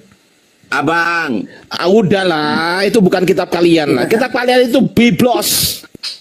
Itu kitab kalian, Biblos, Genesis. Kalian ini enggak ada loh. David, Huyo, Abraham, itu kitab kalian, Biblos. Buktikan dari sekarang kitab kalian terjebak dengan pertanyaan Allah. saya. Lo kok terjebak? Justru Anda yang terjebak sebenarnya. Abang, kalau Allah, nama Allah itu nama kekekalan, seharusnya sudah sejak awal itu Allah memperkenalkan nama itu kepada semua nabi. Ya memang. Saya jawab. Jadi nabi-nabi Israel tidak pernah memperkenalkan nama ke Israel sakral itu. Makanya mereka menyebut sebutan semua bukan nama. Nah, kalau Islam dari Abraham langsung nama itu Allah. Kenapa pakai sebutan? Karena Allah belum memperkenalkan namanya. Gini aja, Tuhannya Kristen siapa? Gini aja, Tuhannya Yahudi siapa? Tuhannya Islam siapa? Seperti apa? Ayo sekarang kita pakai data, ayo. Kalau berani nggak? Saya tantang, ayo. Berani? Makanya jangan mute. Ya oke, sudah sekarang silakan. Tuhannya Kristen siapa? Silakan. Seperti apa? Kita belum selesai dengan nama Allah. Belum selesai dengan Allah ini. Coba nama Allah ini kalau nama kekekalan. Siapa? Sudah ribuan tahun loh. Sudah ribuan tahun. Kenapa tidak Tuhan Allah ini tidak memperkenalkan nabi kepada nabi-nabi sebelumnya bahwa dia adalah Allah? Kenapa baru di abad ke-7 memperkenalkan namanya sebagai Allah? Bukan abad ke-7. Itu kepada Muhammad. Bukan abad ke-7. Itu abad Ibrahim waktu ke Ka'bah, waktu ke Mekah. Datanya Al-Baqarah 127. Wa idh yarfa'u Ibrahimul qawaida minal baiti wa Ismailu rabbana taqabbal minna. Dan ingatlah ketika Ibrahim meninggikan Ka'bah, bait Allah, Baitullah bersama Ismail. Ya. Itu pakai kitab abad ke-7, Bang. Itu pakai kitab abad ini ke-7. aja kalian sudah ngaco. Udah dulu, gantian kita. Di mana Allah Abraham memperkenalkan Tuhan itu Allah. Nah, sekarang saya nanya balik, Tuhannya Kristen siapa? Itu menurut kitab abad ke-7 kan? Oke, sekarang Aldi, kamu menurut kitab kamu yang kamu imani siapa Tuhan itu? Itu cerita Quran di abad ke-7 sebelum abad. Oke, sekarang siapa yang berani lawan saya dialog? Itu sebutan Allah. Siapa yang berani lawan tahta dialog? Ayo, pakai data. Tuhan itu memperkenalkan. Siapa yang berani lawan tahta dialog? Tuhan itu memperkenalkan. Oh, dialog kok kalian mute aja, apa untungnya? Lah yang bukan gitu kok kalian tidak mau dengerin. Wong saya mau jawab. Ya, ini tahta kalian ini. Ayat-ayat Quran yang baru muncul abad ke-7 tetapi ada kitab terdahulu yang menjadi rujukan yang valid. Sekarang gini, Kingdom, Aldi dengan siapa ini yang baru nih? 3 lawan saya semuanya ya. Gantian kalian ya, saya sendirian. Oke, saya duluan. Oke, silakan. Tema yang kalian bertiga kuasai apa? Ya, saya duluan ya. Saya mau tanya. Loh, jangan nanya, kita pakai tema. Saya duluan aja, saya duluan. Pakai tema kita, apa yang kamu kuasai? Oke, saya duluan ya. Rukun iman Islam itu apa aja? Aduh, Hei, kalian Kristen kok susah diatur. Tadi Ustaz Tata udah mengatakan kalian bertiga lawan Ustaz Tata tapi menggunakan tema. Sekarang begini, saya terain, saya moderator ya. Saya dulu. Dengerin dulu. Hoi, kamu katanya mau jadi tamu. Kalau kamu mau jadi tamu, hormati yang punya rumah. Jangan jadi pembantu yang maunya disuruh-suruh. Jangan. Diam dulu. Oke? Saya tanyain. Tema yang kalian... Loh, kok ngomong? Diam dulu. Tema yang kalian kuasai tentang apa? Saya tanya bertiga. Kingdom, Aldi, sama Erik. Apa temanya? Silakan. Saya mau bicara keseluruhan Alkitab. Temanya keseluruhan Alkitab. Enggak ada tema gitu. Tema itu dua arah. Yang bisa ditanyakan ke Islam, Islam juga bisa tanya ke Kristen. Itu namanya tema. Tentang ketuhanan aja yuk. Tuhan. Oke, tentang ketuhanan. Bang Kingdom setuju? Bang Chris setuju? Lanjut. Aldi setuju? Oke. Erik setuju? Terserah Bang. Oke, waktu 3 menit saya kasihkan masing-masing 1 menit untuk Kingdom, untuk Aldi, untuk Erik masing-masing 1 menit untuk memproklamirkan bahwasanya Tuhan kalian adalah Yesus. Tapi Bang Aldi tadi udah mengatakan Yesus bukan Tuhan loh. Berarti berdua ya. Bang Aldi diem dulu ya, karena Yesus bukan Tuhan menurut Bang Aldi. Silakan Bang Chris. Saya tidak bicara Yesus, saya tidak bicara Yesus. Loh ini tentang ketuhanan loh ini. Lah iya. Ya udah kalau gitu Anda diam. Silakan Bang Chris sama Bang Erik aja. Bang Chris, Anda mau punya waktu 1 menit, Bang Erik punya waktu 1 menit. Silakan prolog ya 1 menit tentang Bible Anda mengenai ketuhanan yang Anda percaya. 1 menit dari sekarang. Bang Chris dimulai. Baik. Kalau kita merujuk kepada Lukas 2 ayat 11, ketika malaikat itu datang pada gembala, dikatakan bahwa pada hari ini telah lahir Yesus Kristus di kota Daud. Ya, Yesus Kristus Tuhan telah lahir di kota Daud. Itu merujuk kepada semua nubuatan-nubuatan yang ada di dalam kitab Perjanjian Lama ya. Kitab Taurat, kitab para nabi. Penggenapan tentang kedatangannya itu sudah digenapi. Makanya sebelum ke Lukas 22 itu, malaikat Gabriel sudah datang kepada Maria dan berkata, engkau akan mengandung dari Roh Kudus dan anak yang engkau lahirkan itu seorang laki-laki diberi nama Yesus. Setelah tiba saatnya kelahirannya, maka malaikat datang pada para gembala dan memberitakan kepada mereka bahwa telah lahir Yesus Kristus di kota Daud. Ya, kalau kita juga merujuk kepada Yohanes 1 ayat yang ke-1, pada mulanya adalah firman. Firman itu adalah Allah dan firman itu bersama-sama dengan Allah. Segala sesuatu dijadikan oleh Dia. Dan ayat yang ke-14-nya dikatakan bahwa firman itu telah menjadi manusia, menjadi daging. Makanya itu korelasinya dengan Lukas 2 ayat 11 itu. Telah lahir itu. Makanya Yesus disebut Tuhan itu karena memang sudah disaksikan oleh para murid-muridnya sendiri. Yang menjadi saksi hidup. Yang mengatakan bahwa Yesus adalah Tuhan. Dan itu aja dulu. Nanti kita akan berkembang. Oke, sekarang gantian si Aldi mau ikut nggak? Mau ikut nggak? Ikut. Oke, berarti silakan narasikan bahwasanya tentang ketuhanan yang ada di Bible Anda, prolog 1 menit mulai dari sekarang. Silakan. Oke ya, dalam kekristenan Tuhan itu memperkenalkan dirinya dengan namanya. Aku adalah aku, yang di dalam bahasa Ibrani YHWH. Ya. Jadi Tuhan itu punya nama. Namanya ada, bukan Allah. Ini kitab yang tertua ya, ini kitab tertua, rujukannya kitab tertua. Dalam keilmuan, semakin tua literatur itu semakin akurat. Semakin muda itu semakin diragukan. Itu dalam ilmu literatur. Dan ilmu arkeologi juga begitu. Jadi kalau kita menggunakan kitab termuda, kita harus cari kitab tertua. Apa kata kitab tertua tentang Tuhan? Dan kitab tertua tidak ada kata Allah, gitu loh. Itu nanti ada abad ke-7 di kitab kemudian yang datang. Oke, itu dari saya, silakan. Oke, silakan sekarang Ustadz Tata 2 menit, karena tadi masing-masing 1 menit, sekarang Ustadz Tata 2 menit dimulai dari sekarang. Tafadhol Ustadz. Oke, jadi secara umum Tuhan itu wujud tertinggi, disembah dan pencipta. Maka dalam Islam namanya Allah, Bismillahirrahmanirrahim, dengan menyebut nama Allah. Jadi Allah itu Tuhan seluruh alam. Al-Fatihah ayat 2, Alhamdulillahirrabbilalamin, segala puji bagi Allah, Tuhan seluruh alam. Yang kedua, Dia itu wujud tertinggi. Allahu la ilaha illa huwal hayyul qayyum la ta'khudhuhu sinatun wa la naum. Ayat kursi nanti ayat terakhir itu wa huwal aliyul azim. Wujud tertinggi dia Allah. Udah masuk ya Tuhan kami Allah, namanya jelas. Ya dialah Tuhan seluruh alam. Dan tidak ada Tuhan selain dia. Allahu la ilaha illahu. At-Takabun ayat 13 Al-Mu'minun 116. Karena dialah Tuhan satu-satunya, dialah yang disembah. An-Nisa 36. Wa'budullah wa la tusyriku bihi syai'a.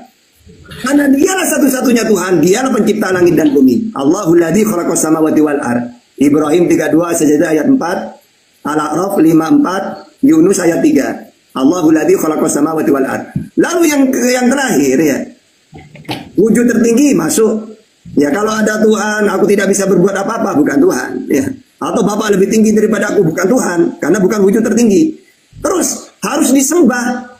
Ya, maka Al-Qur'an masuk, sudah Allah masuk. Ya, An-Nisa 36, sembahlah Allah. Ya, jadi kalau ada Tuhan, ya tidak disembah itu bukan Tuhan itu namanya. Terus pencipta langit dan bumi sudah masuk. Jadi Tuhan itu namanya jelas, ya. Terus pencipta jelas, disembah jelas, tiada Tuhan selain dia jelas data-datanya. Terakhir sifatnya. Sifatnya adalah dia itu tidak bisa dilihat. Al-An'am 103. La tudrikuhul absar. Yang kedua sifatnya tidak serupa dengan apapun. Asy-Syura ayat 11. Laisa kamitslihi syai'un. Jadi sangat jelas dalam Islam ya tentang Tuhan itu dengan data-data yang begitu detail, gitu ya. Oke, silakan.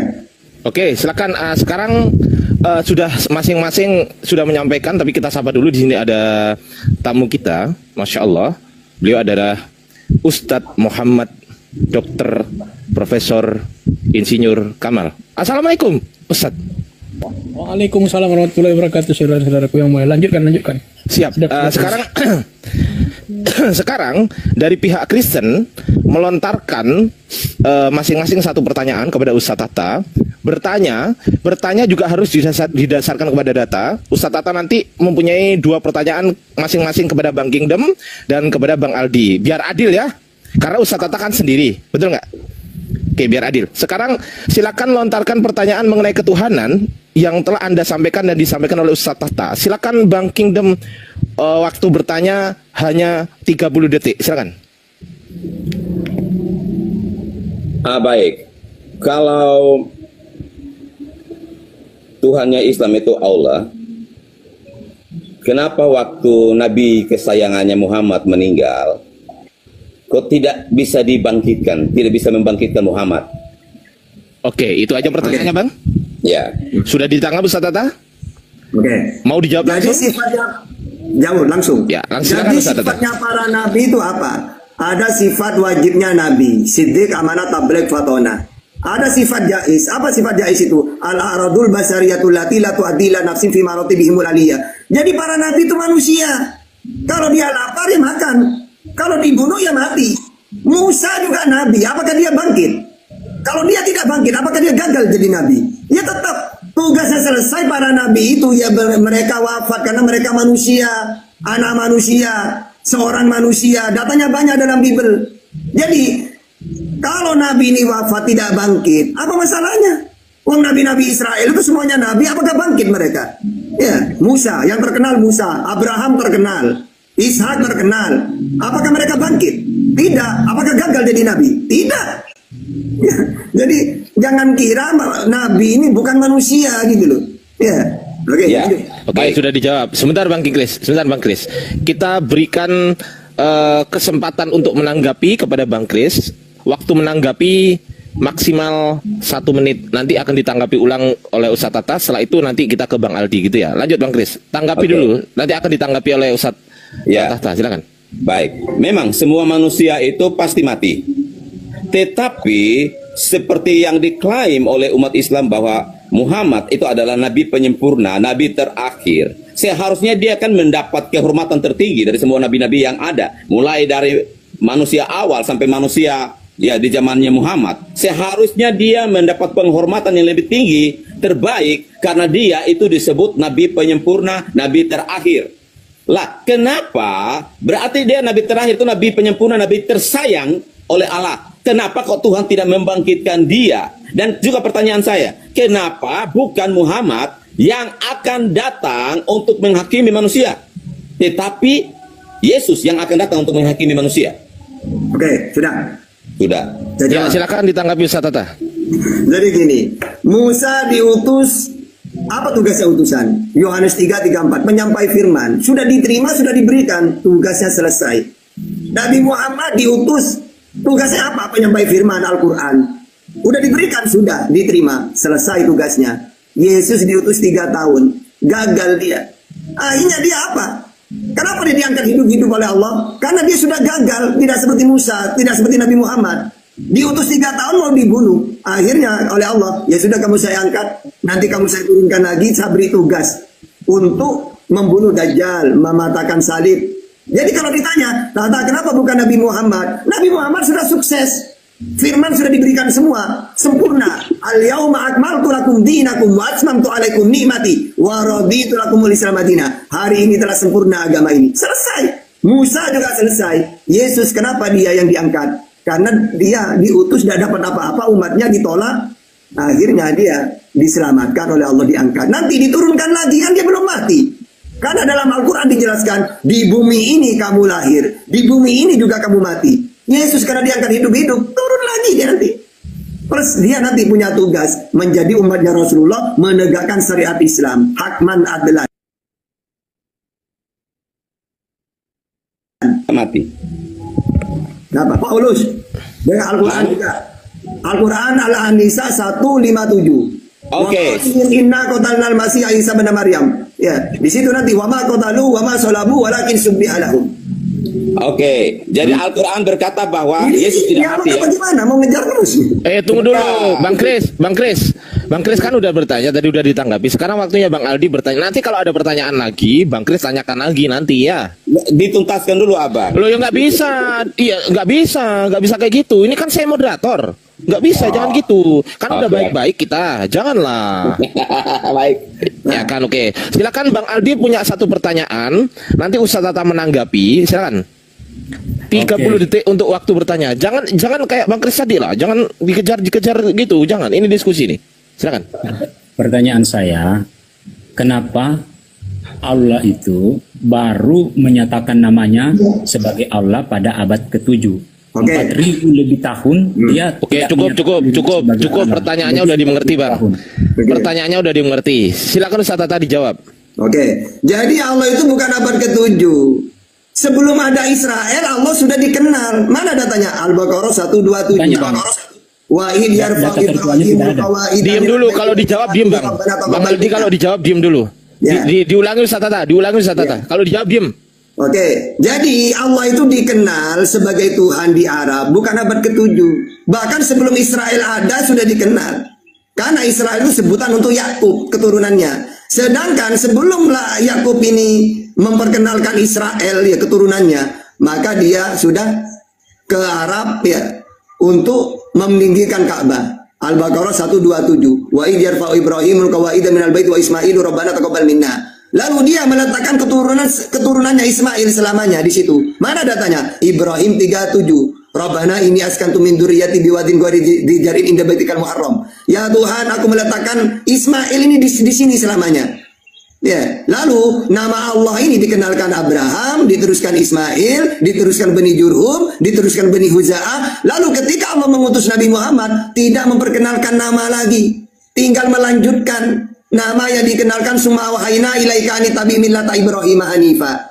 Muhammad, teruskan agama nenek moyangmu yaitu Hanif, tauhid. Teruskan yaitu Allah itu. Ya kayak gitu ya. Oke, silakan. Oke, silakan ditanggapi satu kali. Ya, nanti akan ditanggapi lagi Ustaz Tata. Dengerin dulu, Bang. Bang Aldi dibuka telinganya kalau ada orang ngomong, Bang. Ya kan saya mau tanggapi, disuruh tanggapi. Ya jangan dipotong-potong dulu, moderator masuk dulu. Gitu loh. Potong dulu, moderator masuk dulu. Ustaz Tata. Setelah Ustaz Tata menjawab, Anda nggak boleh bantah dulu. Nanti kalau mau bantah di pertanyaan selanjutnya, disimpan dulu. Ustaz Tata setelah ini akan bertanya kepada kalian berdua satu-satu dan menggunakan dalil. Silakan. Oke. Pertanyaan saya, apakah Islam punya data selain Quran yang datang abad ke-7? Artinya data sebelum abad ke-7. Data yang paling tua yang menyatakan bahwa nama Tuhan itu Allah. jangan pakai Quran karena itu kemudian datangnya. Loh, kok ngelarang-larang? Ini gimana diskusi kok ngelarang-larang? Iya, mesti pakai data yang tertua, mesti data yang tertua, yang tertua. Oke. Kenapa di data-data seperti Taurat ya? Karena memang nabi-nabi Taurat itu, ya mulai dari Ishak sampai Yesus, tidak pernah memperkenalkan nama langsung. Mereka memakai sebutan sakral memanggil nama itu. Ya, makanya orang Yahudi sekarang siapa namanya? Gak ada. Sebutan semua, Hasim, Elohim itu bukan nama itu. Ya. Yang nama itu langsung Abraham itu cuma ke Ismail. Karena apa? Karena di dalam Kejadian, ya Keluaran apa Kejadian itu 17 itu, perjanjian kekal untuk Abraham supaya Allah itu dikenal untuk seluruh dunia. Kalau langsung dikenalkan ke Israel, uang Israel hanya untuk satu kaum. Sedangkan maunya Tuhan ini, ya agar supaya Allah ini dikenal ke seluruh dunia, sehingga ke Ismail. Karena nanti Muhammad ini, Nabi Muhammad untuk seluruh dunia kan. Makanya orang Islam, mau kamu pergi ke Inggris, ditanya, kamu siapa? Muslim. Muslim. Siapa Tuhannya? Allah. Pergi ke Prancis, Allah. Pergi ke Jerman, Allah. Pergi ke Cina, Allah. Berarti nubuat untuk Abraham ini benar. Perjanjianku kepada kamu agar supaya aku, Allah, dikenal ke seluruh dunia. Nah, kalau langsung dikenalkan ke Ishak untuk Israel, Israel hanya untuk nabinya untuk mereka, satu kaum doang. Sehingga pakai sebutan mereka, tidak pakai nama, gitu ya. Oke, sudah dijawab. Sekarang nanti ditanyakan lagi. Nanti tanya lagi ya. Sekarang waktunya Ustaz Tata bertanya kepada Bang Kris 1, kepada Bang Aldi 1. Silakan Ustaz Tata. Pakai data ya jawabnya. Sama kayak Ustaz Tata tadi, jawab pakai data. Silakan. Ya, saya hanya mau pertanyakan yang dinarasikan tadi waktu pembukaan Bang Kondom. Ya, siapa namanya? Kondom Ustaz. Apa itu? Kingdom. Oh iya. Jadi gini, tadi mengatakan Lukas 2 ayat 11 bahwa malaikat menyampaikan seorang telah lahir Yesus Tuhan di kota Daud. Nah, ini Tuhan lahir. Nah, di ayat 22-nya lalu Tuhan ini diserahkan kepada Tuhan. Jadi Tuhan yang mana ini? Ingat ya, Yesus lahir sebagai Tuhan di situ di ayat 2:11 itu. Tapi di ayat 22 diserahkan kepada Tuhan. Berarti Tuhan yang mana? Diserahkan kepada Tuhan siapa? Itu ya. Silakan, Kondom. Silakan. Pakai data, Bang Kris. Jadi ketika pada hari yang ke-7, ia disunat ya dan diserahkan kepada Tuhan ya. Nah, ketika Yesus lahir, itu dia datang sebagai manusia dengan membawa gelarnya sebagai Tuhan. Jadi posisinya dia ketika ada di dunia itu adalah sebagai manusia, pure sebagai manusia. Walaupun dia bergelar Tuhan, tetapi dia pure manusia. Nah, kemanusiaannya dialah itu diserahkan kepada Bapaknya, kepada Tuhan. YHWH itu. Karena dia sebagai manusia dan dia harus mengikuti tradisi-tradisi Yahudi. Disunat pada hari ke-7, dia juga diserahkan kepada Tuhan. Karena semua itu adalah tradisi yang harus dilewati, dilakukan oleh semua umat Yahudi. Karena gelarnya sebagai Tuhan itu dia sudah bawa sejak dia lahir. Bahkan di dalam kandungan, gelar Tuhan itu sudah ada. Contohnya kayak gini, seorang permaisuri ketika dia mengandung seorang anak laki-laki di dalam kandungannya, sudah bergelar pangeran, betul nggak? Dan ketika dia lahir, telah lahir pangeran. Karena gelar itu sudah ada pada dia. Nah, demikian pula Yesus. Ketika Roh Kudus masuk ke dalam rahimnya Maria, itu adalah gelar yang dia bawa sejak di dalam kandungan itu. Sehingga ketika dia terlahir sebagai manusia, gelar ketuhanannya itu tetap dia bawa. Tetapi karena sebagai manusia, dia harus diserahkan kepada Tuhan sebagai adat istiadat orang-orang Yahudi. Gitu, Abang. Oke, silakan ditanggapi Ustaz Tata. Dibuka mic-nya, Tat. Ke-mute itu. Oke. Jadi saya tidak mau panjang-panjang, intinya mau narasi kayak apapun, intinya ada dua di situ Tuhan. Makanya kalau saya artikan gini sebenarnya, kurios itu kan Tuhan, Sayyid kalau bahasa Arab. Jadi Sayyid Yesus itu atau Tuhan itu lahir. Nanti diserahkan kepada Tuhan, cocok. Tuhan diserahkan kepada Tuhan. Karena sudah diartikan Tuhan oleh Ilahi, akhirnya Tuhan ada dua.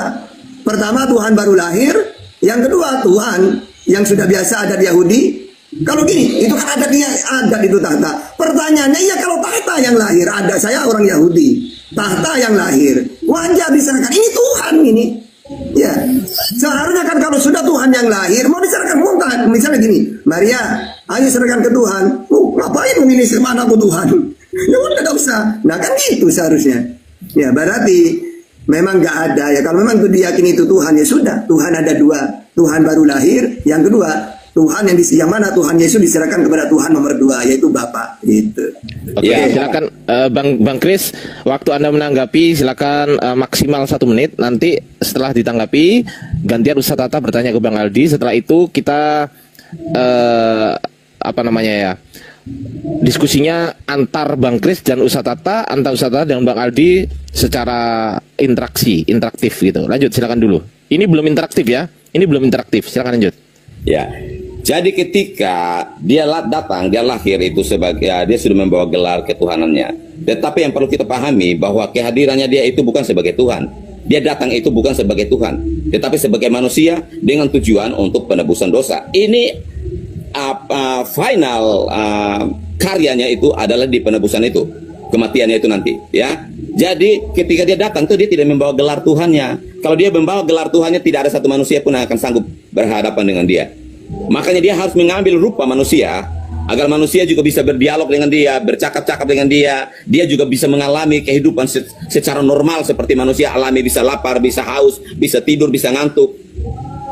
Tetapi yang membedakan adalah dia manusia yang punya gelar Tuhan. Makanya dia bisa jalan di atas air, dia bisa menyembuhkan orang sakit, dan puncaknya adalah dia bangkit dari kematian. Oke, cukup Bang Kris. Silakan sekarang nanti interaktifnya disimpan dulu ya Ustadz Tata. Nanti kalau mau ditanyakan lagi itu boleh, tapi nanti ya setelah satu ini. Tinggal satu Ustadz Tata bertanya kepada Bang Aldi. Silakan Ustadz Tata. Ya saya tadi Bang Aldi tadi mengatakan Tuhan itu punya nama gitu. Jadi Tuhannya Bang Aldi siapa namanya? Pakai data tapi ya, pakai data. Ayo. Iya, pakai data. Ya, berarti permintaan Ustadz Tata menggunakan ayat ya Ustadz? Nah. Oke, silakan ayatnya disebutkan dulu Bang Aldi, ayatnya disebutkan dulu baru dijelaskan. Jangan menjelaskan dulu ayatnya kapan-kapan, jangan. Ayatnya dulu. Silakan ayatnya dulu baru dijelaskan. Gimana? Keluaran 3 ayat 14. Oke, silakan dijelaskan di Keluaran 3 ayat 14 itu, silakan. Di Keluaran 3 ayat 14 Tuhan menyatakan dirinya kepada Musa bahwa aku adalah aku, yang dalam bahasa aslinya bahasa Ibrani Yahweh, YHWH, Yod-Vav, gitulah pokoknya. Gimana? Ya itulah namanya, YHWH. Aku adalah aku kok Yod-Vav, gimana? Sama bapakmu, adekmu, mbakmu kamu tahu, nama Tuhannya kamu sulit banget namanya. Umur berapa? Nah, itu tadi sudah disebutkan. Yod. Oke, sekarang kamu kalau berdoa ya apa? Coba doa. Ya, berarti Ustadz, kita simpulkan dulu Ustadz. Berarti nama Tuhannya aku adalah aku. Itu nama Tuhannya? Iya. Oke, Ustadz Tata udah dijawab, nama Tuhannya aku adalah aku. Berarti kamu kalau berdoa, ya aku minta kepada aku gitu. Kalau berdoa. Iya. Iya. Oh ya sudah. Iya Pak Kondom, kamu gitu Pak Kondom. Oke, sudah. Ustadz Tata udah dijawab. Ya meskipun siapanya lucu nggak apa-apa ya. Nah sekarang interaktif nih sekarang. Interaktif. Iya sabar dulu. Iya udah dijawab Bang. Iya udah dijawab. Iya Bang Aldi diem dulu ya. Udah dijawab. Udah antum jawab. Udah Anda jawab. Udah. Kita udah menerima jawabannya. Tuhan Anda ternyata namanya aku adalah aku. Bukan bahasanya nyocot gitu kayak tadi. Sengko gitu ya. Oke. Sekarang interaktif sekarang ya. Sekarang interaktif. Waktunya sekitar 30 menit. Ustadz Tata silakan interaktif kepada Bang Kingdom atau Bang Aldi. Tapi saya berikan kesempatan dulu kepada Bang Kingdom supaya nggak tabrakan. Kepada Bang Kris dulu. Waktunya sekitar 15 menit. Nanti 15 menitnya kepada Bang Aldi. Silakan Bang Kris sama Ustadz Tata. Silakan. Ini terbuka langsung interaktif. Silakan. Malah tidur. Bang Kris. Oke.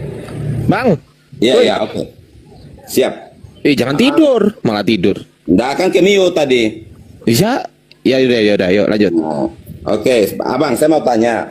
Ya ini tapi sebelum ke pertanyaan, Yesus berkata, sebelum Abraham jadi, sebelum Abraham aku ada, aku telah jadi, ya, aku telah ada ya. Sebelum Abraham jadi, aku telah ada. Nah, ini sudah membuktikan ketuhanannya Yesus ya. Nah, oke, pertanyaan saya gini abang, yang berhak untuk mengampuni dosa itu siapa abang? Allah. Allah, oke. Baik, saya bacakan ya. Manusia berkuasa. Jawabannya Yohanes 12:50. Saya jawab duluan.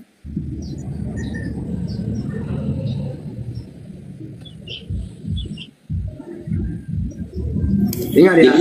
Yesus berkata bahwa anak manusia berkuasa untuk mengampuni dosa. Jadi abang katakan bahwa yang berhak mengampuni dosa adalah Allah. Sudah. Jawabannya Yohanes 12:50. Jadi Yesus itu gini deh. Apa yang aku sampaikan sebagaimana difirmankan oleh Allah kepadaku. Jadi, ya Tuhan, sampaikan kepada orang itu ya, apa Tuhan? Bilang dosanya diampuni. Oke. Wahai wanita, dosamu diampuni. Jadi bukan Yesus yang ngampuni, dia kan utusan. Apa utusan? Yohanes 3:34. Penyampai firman. Makanya Yohanes 12:50. Sebelum kamu bertanya sudah kujawab. Di situ Yesus menyampaikan firman Tuhan. Bukan Yesus yang mengampuni. Ibaratkan gini, Bang Juma bilang, Tata sampaikan kepada orang Nabi ya. Oke Bang Juma, saya sampaikan. Ya. Abang sebentar abang. Saya diberi waktu 15 menit.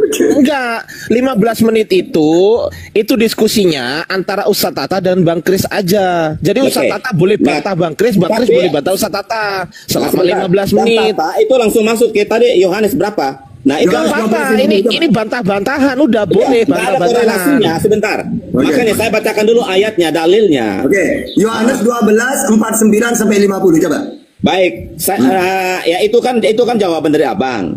Nah, narasi saya ini kan belum selesai bahwa Yesus berkata anak manusia berkuasa ampuni dosa. Itu ada dalilnya Matius 9 ayat 6. Tetapi supaya kamu tahu bahwa di dunia ini anak manusia berkuasa mengampuni dosa. Oke. Jadi gini ya. Ya Tuhan, di dalam Lukas 11, ya Tuhan ampuni dosa kami sebagaimana kami mengampuni orang-orang bersalah kepada kami. Bukan cuma Yesus, saya juga bisa. Sebagaimana kami orang sama. Abang. Tapi kalau Yesus mengampuni dosa, misalnya dosanya kamu diampuni, bukan Yesus yang mengampuni, dia menyampaikan firman Tuhan.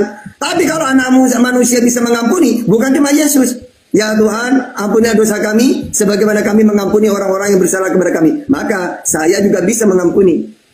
Lihat dulu. Makanya Yesus, gini ya abang. Makanya Yesus berkata bahwa dia datang untuk menebus dosa. Jadi Yesus itu bukan hanya mengampuni dosa, tetapi menebus dosa. Oke. Ini perbedaan. Mengampuni menebus dosa dengan apa caranya? Menghapus. Dengan apa caranya menghapus dosa? Menghapus adalah dengan pengorbanannya, darahnya. Oke. Pengorbanan itu rencananya siapa? Pakai data. Rencana Allah.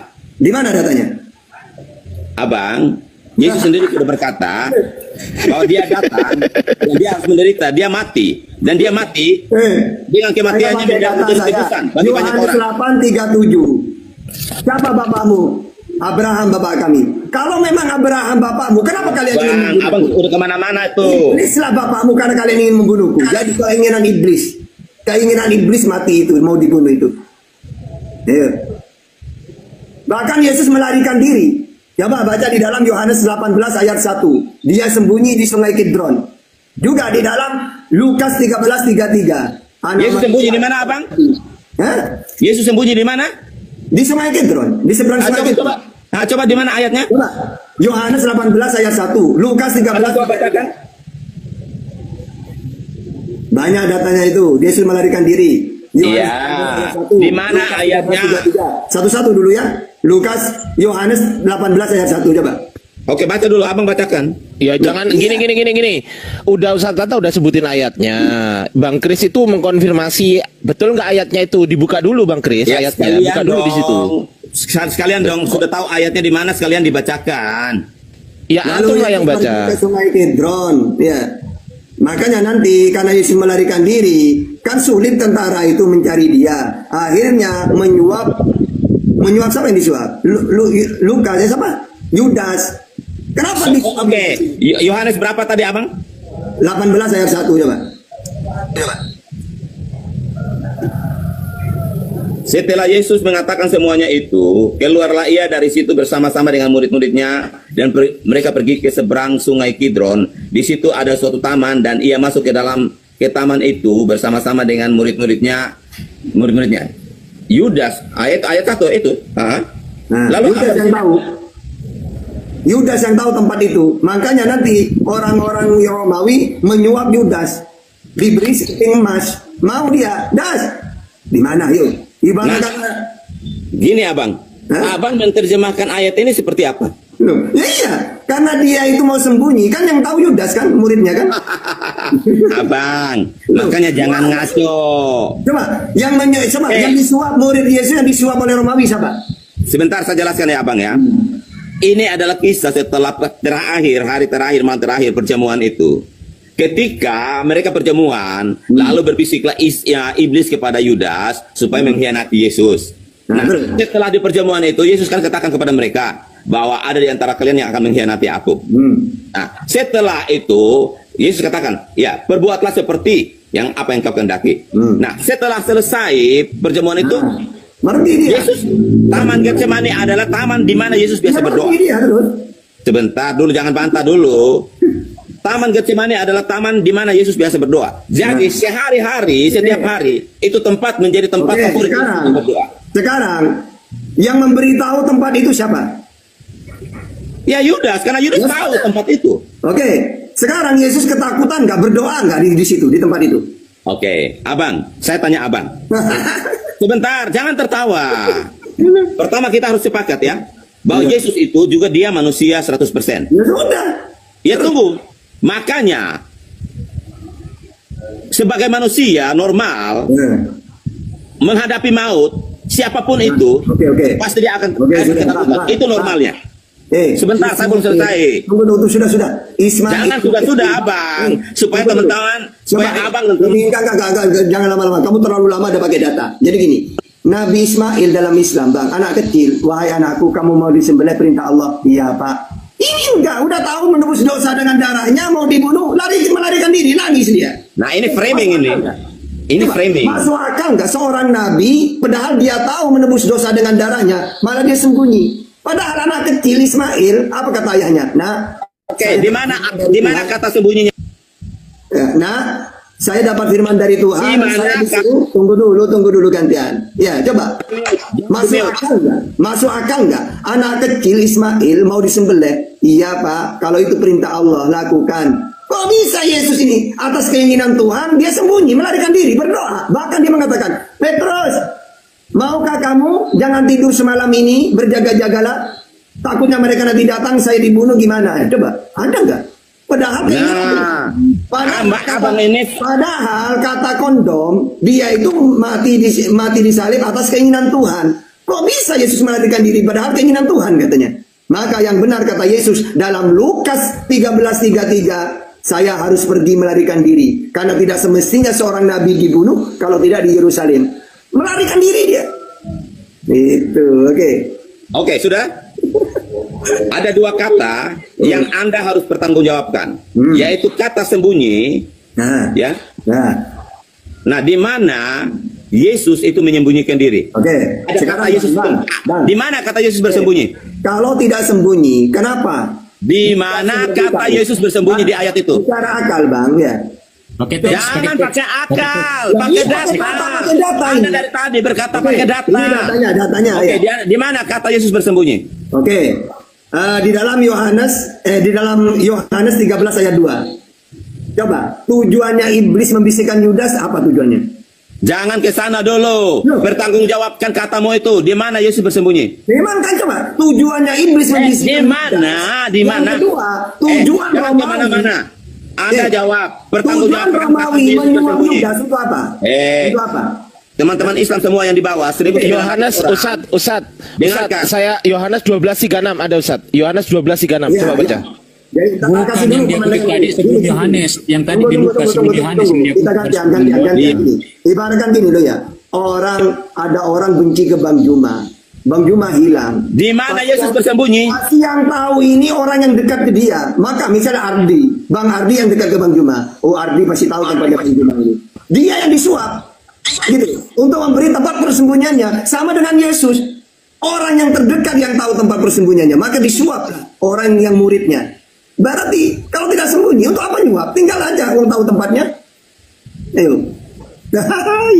Udah lanjut, ayo. Apa lagi? Bro, bukan satu kali Yesus bersembunyi. Anda belum menjawab. Anda belum Yohanes menjawab 8:59 Yesus bersembunyi. Sebentar Muhammad. Tata. Enggak, saya ngasih tahu aja bahwa kalimatmu Yesus bersembunyi di mana?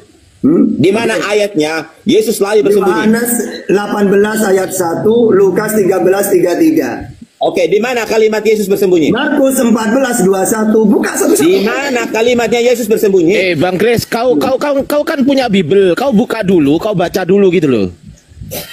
Bang Kris baca dulu. Bang Adi, di Alkitab saya. Ayat yang kedua sekarang buka Lukas 13:33 sekarang. Oke, buka Lukas 13. Ya silakan.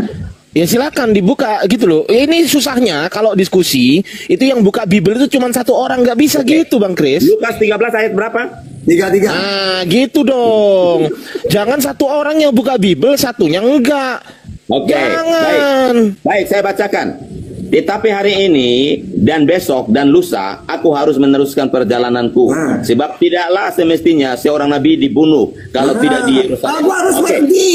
Aku harus meneruskan perjalananku. Karena apa? Tidak semestinya seorang nabi dibunuh. Jadi dia mau menghindar dia. Saya tahu kalau mereka dengki ingin membunuh aku. Ya. Oke. Nah, Abang, ini kan kau framing aja. Di mana kata Yesus bersembunyi? Justru Yesus katakan bahwa dia harus pergi ke Yerusalem. Intinya menghindar dari penangkapan kan? Bro. Bro. Yesus menggenapinya bahwa dia harus dibunuh di Yerusalem. Dia dibunuh di mana, saya tanya Anda? Coba di mana dia? Hakam damai Yesus dibunuh di mana? Hakam damai itu di mana? Aduh. Ayo tanah darah itu di mana itu? Saya tanya. Yesus dibunuh di Israel nggak, di Yerusalem nggak? Coba yang disebut tempat. Dan di mana kalimat Yesus bersembunyi? Nah, itu Yohanes 18 ayat 1, Lukas 13:33. Saya tidak menemukan kalimat Yesus bersembunyi di situ. Tidak jujur. Kamu tidak jujur. Tidak ada kalimat Yesus bersembunyi. Kalau tidak sembunyi, Bang, pertama. Bahkan Yesus berterus terang bahwa dia harus dibunuh di Yerusalem. Ketiga, dia minta berjaga-jaga. Coba, kalau tidak sembunyi, ngapain jaga-jaga? Berjaga-jaga itu sebelum peristiwa. Iya, sendiri dari peristiwa. Tunggu. Saya tengahin.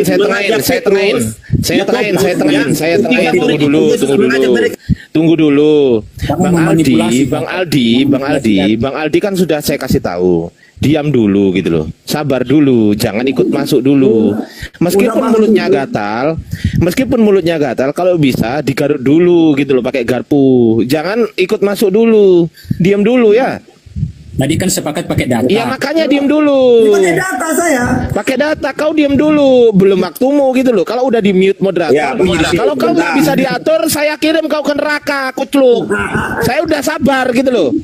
Saya udah sabar. Ini waktunya Bang Kris dulu. Jangan ikut-ikutan. Nanti ada waktumu sendiri. Gitu loh. Saya udah tanya, kau mau jadi pembantu atau mau jadi tamu di sini? Gitu loh. Orang masih diskusi kok malah ikut-ikutan. Saya dari tadi diem loh. Oke, lanjut, silakan. Iya, Bang Ardi. Saya minta pertanggungjawaban dari Bang Tahtane. Karena katanya bahwa Yesus itu bersembunyi, menyebut ayat Yohanes dan ayat Lukas. Kita semua sama-sama baca. Tidak ada kalimat di situ Yesus bersembunyi. Dari mana Anda pick up kalimat Yesus bersembunyi? Oke. Jadi gini ya. Kita tahu kan bahwa penyalipan itu atas perintah iblis kan, kemauan iblis. Ya, iblis adalah bapakmu karena kalian ingin membunuhku. Nah tentu saja iblis tidak bisa membunuh Yesus. Ya minimal harus melibatkan manusia. Maka dia melibatkan Yudas. Iblis membisikkan ke Yudas supaya memberi tempat persembunyian Yesus di mana. Karena Yudas yang tahu, karena dia muridnya. Ya, berarti kan jelas kan? Coba. Mana mungkin kalau dia tidak sembunyi lalu dia disuap, apa tujuannya disuap itu? Apakah disuruh makan, beli gorengan gitu kan enggak? Disuruh memberitahu tempat persembunyian Yesus. Yudas itu. Oke, sekarang saya tanya Anda. Anda berkata bahwa Yudas disuap untuk memberitahukan di mana tempat Yesus. Oke, ayatnya di mana? Yohanes 13 ayat 2. Yudas disuap untuk memberitahukan nama. Yohanes 13 ayat 2 coba. Oke. Ya. Iya, jadi bahasa Anda di situ mengatakan bahwa Yudas disuap untuk memberitahukan di mana tempat Yesus berada, ya kan? Yes. Jadi poinnya adalah Yudas itu disuap untuk memberitahukan. Yohanes berapa? Yohanes 13 ayat 2. Kamu udah paham Bible kondom? Kami Alkitab itu bukan modalnya untuk hafal tanpa. Ya udah pelangga-pelongo itu akhirnya kalau debat kamu pelangga-pelongo gitu. Baik. Mereka sedang makan bersama dan iblis telah membisikkan rencana dalam hati Yudas Iskariot anak Simon untuk mengkhianati dia. Oke, di mana ayatnya? Mengkhianati dia di situ. Maka nanti disambung dengan ayat ketika orang Romawi memberi emas ke dia. Agar supaya menunjukkan tempat persembunyiannya, kan gitu. Tadi Anda berkata bahwa di ayat 2 itu mengatakan bahwa Yudas itu disuap untuk memberitahukan di mana tempat dia bersembunyi. Di mana kalimat dia disuap di ayat ini? Di mana? Oke, coba baca Matius 26 ayat 2. Pertanggungjawabkan dulu ini. Nah ini nyambung dan Yudas tetap. Anda mencomot ayat. Tetapi tidak ada sedikit pun kata-kata itu di dalam ayat itu. Matius 26:15 baca dulu. Itulah nanti poinnya di situ nanti. Matius 26 14 sampai 16 Ustaz. Itu ada itu. Disuap itu. Matius 26 14 15 16. Coba baca. Oke. Kemudian pergilah seorang dari ke-12 murid itu yang bernama Yudas Iskariot kepada imam-imam kepala. Ia berkata, apa yang hendak kamu berikan kepadaku supaya aku menyerahkan dia kepada kamu? Mereka membayar 30 uang perak kepadanya. Terus apa? Maksudnya Anda apa? Dan mulai saat itu ia mencari kesempatan yang baik untuk menyerahkan Yesus. Nah, apa? Ini belum peristiwa. Yudas ini menyerahkan Yesus atau pergi ke tempat Yesus membawa Romawi. Oke, bro. Oke, ini Anda ketabok sendiri dengan perkataan Anda. Anda berketabok dengan perkataan Anda sendiri. Apa yang Anda katakan itu tidak ada sama sekali di dalam ayat. Hah?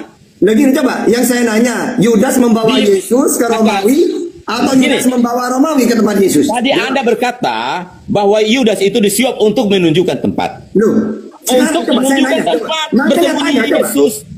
Saya tanya. Yang benar itu Yudas membawa Yesus ke Romawi atau Yudas membawa Romawi ke tempat Yesus? Coba jawab. Bro, Anda jangan kemana-mana. Semua perkataan Anda itu tidak sesuai dengan ayat-ayat yang Anda sampaikan. Anda tidak bertanggung jawab dengan kalimat nanti. Apa yang Anda sampaikan tidak sesuai dengan ayat-ayat yang Anda minta. Coba, akhirnya Yudas membawa Romawi ke tempat Yesus. Jangan kemana-mana. Mana Yesus? Jangan kemana-mana, bertanggung jawab dengan statement-statementmu. Orang semua kan paham. Dari tadi tidak satu pun yang Anda katakan itu benar. Gini Bang ya. Makanya saya bilang, orang pakai pikiran saja mendengar barusan yang kita baca dari tadi akan paham itu. Bro, jangan berasumsi. Itu tadi kan udah terjawab Bang Chris. Berkata sesuai data. Kan udah dijawab tadi kan di mana Yudas menyuap, di mana Yudas disuap kan itu. Saya sama Bang Tata dulu. Iya, maksudnya gini loh. Tadi kan udah disuap, udah kan ayatnya udah disuap kan. Abang, jangan kemana-mana dulu. Saya tetap kejar Bang Tata ini. Karena semua kalimatnya dia menyebut semua ayat-ayat tidak satu pun yang benar. Sekarang jawab ya. Jadi bukti, bentar Bang Tata. Bentar. Enggak bisa kamu jawab dulu biar orang paham ya, biar bukan cuma kamu yang ngeyel, biar paham. Pertanyaannya, Tunggu izin teman-teman di bawah, izin di tap layarnya dan juga 2000 orang mata memandang di follow ya, sponsor dulu kita ya biar tenang dulu, di follow YouTube-nya Ustadz Tata, namanya Tahta Channel ya, Tahta Channel, dan juga di di follow juga ini TikToknya Ustadz Tata dan juga TikTok kami yang ada di atas ini juga, dan juga di follow YouTube-nya Bang Ardi gitu ya. Dan untuk teman-teman di bawah, tolong teman-teman diatur ya ngetiknya ya, Bang AA Erwin tolong diatur. Masa saya dikatakan Bang Ardi tengahi jangan pelunga-pelungu, masa saya dikatakan pelunga-pelungu sih gitu loh. Bang AA Erwin kalau muslim ya kan, kalau muslim abang dijaga perkataannya ya. Jangan kayak gitu. Nanti saya bisa tendang Anda ke neraka gitu loh. Nah, silakan lanjut Ustaz Tata. Ya. Jadi Bang Kondom coba jawab. Yang benar itu Yudas menyerahkan Yesus atau Yudas membawa tentara ke tempat Yesus? Coba jawab dulu itu. Bang Kondom, siapa sih? Tingkong. Coba. Abang. Hah? Dari tadi abang bernarasi tidak satupun aja jawab gini tuh. Bukan. Kalau Yesus yang diserahkan oleh Yudas ke tempatnya Romawi berarti diserahkan ya. Tapi kalau Yudas yang disuap itu membawa Romawi ke tempat Yesus, berarti Yesus sembunyi. Orang Romawi tidak tahu tempatnya lewat Yudas. Gitu. Nah, ini abang sekarang ini jawab. abang nggak bertanggung jawab. Sekarang jawab. Yang benar itu Yesus itu dibawa Yudas atau Yudas membawa tentara ke tempat Yesus? Jawab itu dulu. Sorry itu saya abang. Abang tidak bertanggung jawab dengan statement abang. Ya. Jawab. Abang berkata bahwa Yesus bersembunyi. Lu jawab dulu itu tadi. Di mana kalimat Yesus bersembunyi, bro? Oke. Jawab sekarang ya. Apakah Yudas yang membawa Romawi ke tempat Yesus atau Yesus yang dibawa ke Romawi? Jawab dulu itu. Yudas lah yang membawa tentara-tentara Romawi. Sembunyi Yesus berarti. Lah, di mana ada kata sembunyinya, bro? Coba. Definisi sembunyi itu apa? Iya. Kalau saya definisi sembunyi itu apa? Dengarkan ya. Apa definisi? Kalau seseorang bersembunyi, pasti dia akan bersembunyi di dalam goa akan bersembunyi di dalam hutan Enggak. Definisi sembunyi itu apa? Definisi sembunyi. Enggak. Tunggu. Saya tengahin. Oke. Definisi sembunyi itu apa? Definisi sembunyi adalah, definisi bersembunyi apa? Bersembunyi adalah dia bersembunyi. itu akan bersembunyi. Ya sudah, kalau mau kata tepat tadi bahasanya buka KBBI aja supaya bisa paham. Loh, lah ya. Apa definisi bersembunyi? Iya, buka saja kamu supaya abang paham. Ya berarti kalau memang Ustaz Tata menarasikan seperti itu, intinya Yesus sedang berlindung gitu loh, atau sedang melindungkan diri supaya nggak bisa dilihat oleh musuh. Bro, kalau gitu Yesus bersembunyi, dengarkan saya dulu. Betul nggak Ustaz Tata? Dengarkan dulu Bang Ardi. Kalau Yesus bersembunyi, nggak mungkin dia akan pergi ke tempat yang umum, yang biasa dia datangi. Pasti dia akan memilih satu tempat yang tidak akan diketahui oleh Yudas pun. Itu namanya bersembunyi. Tetapi tempat itu adalah tempat doanya Yesus. Setiap hari dia ke situ untuk berdoa. Apakah itu disebut dia bersembunyi? Hah? Kalau bersembunyi, dia datang ke Goa Hera. Ya, silakan Ustaz Tata. Nah, kalian memahami memahami kata bersembunyi itu apa? Jadi gini, maksudnya gini. Ini datang ke tempat yang biasa dia datangi. Yang tahu itu kan Yudas. Oke. Kalau sembunyi dari Yudas yang enggak. Gini loh. Dia sembunyi dari penangkapan itu kenapa? Melibatkan Yudas, coba kenapa? Karena hanya Yudas kan dan murid-muridnya yang tahu tempat itu kan? Baik. Udah biasa mereka ke situ. Oke. Andai kan tidak sembunyi, ngapain pakai Yudas? Oke. Mendingan langsung tentara itu ke situ saja, tidak usah pakai nyuap-nyuap segala. Siap. Disuap itu karena mereka tidak tahu tempatnya Yesus kan gitu kan? Oke. Ayo. Baik. Kalau kita orang cerdas. Betul. Baik. Ya Bang Ardi, tenang aja. Kalau orang cerdas ya. Orang cerdas dia sudah tahu bahwa Yudas kan sudah mengkhianati saya. Dia sudah tahu tempat ini. Ayo jangan kita ke tempat itu karena dia sudah tahu itu. Pasti cari tempat bersembunyi yang lebih aman. Lalu kenapa dia bersembunyi di tempat yang Yudas tahu? Logikanya di situ, bro. Logikanya kalau tidak sembunyi, ngapain pakai nyuap? Rugi uang. Mendingan langsung ke tempatnya. Orang Romawi atau orang Israel. Gini loh Bang, tanda orang lain juga dikatakan sembunyi. Nyuap itu. Ada keperluan nyuap itu. Bro tahu. Iya. Dengarkan. Tujuan nyuap itu ada keperluan apa enggak? Ya. Orang karena Yudas itu ada itu. kepentingan apa enggak? Yudas itu. Tanda-tanda orang nyuap itu punya kepentingan apa enggak? Bro, dengarkan saya. Yudas itu fokusnya uang. Makanya dia itu disuap. Itu karena fokusnya dia uang. Kalau Anda berkata bersembunyi, masa orang bersembunyi di tempat yang sudah diketahui orang? Lah logikanya di mana, bro? Kalau tidak sembunyi, para teroris dengarkan saya. Para teroris ketika mereka melakukan kejahatan, mereka bersembunyi, pasti akan bersembunyi di tempat yang tidak diketahui oleh siapapun juga. Itu namanya bersembunyi. Jawab. Oke. Kepentingannya Romawi memberi suap Yudas, apa kepentingannya? Coba jawab dulu. Jawab. Kepentingannya karena dia cinta uang. Kepentingannya Romawi tentara itu menyuap Yudas apa kepentingannya? Supaya apa? Bukan kepentingan Yudas, kepentingan Romawi dulu. Iya. Oke, bro. Tidak ada sebenarnya hubungannya Romawi dengan Yahudi, tidak ada.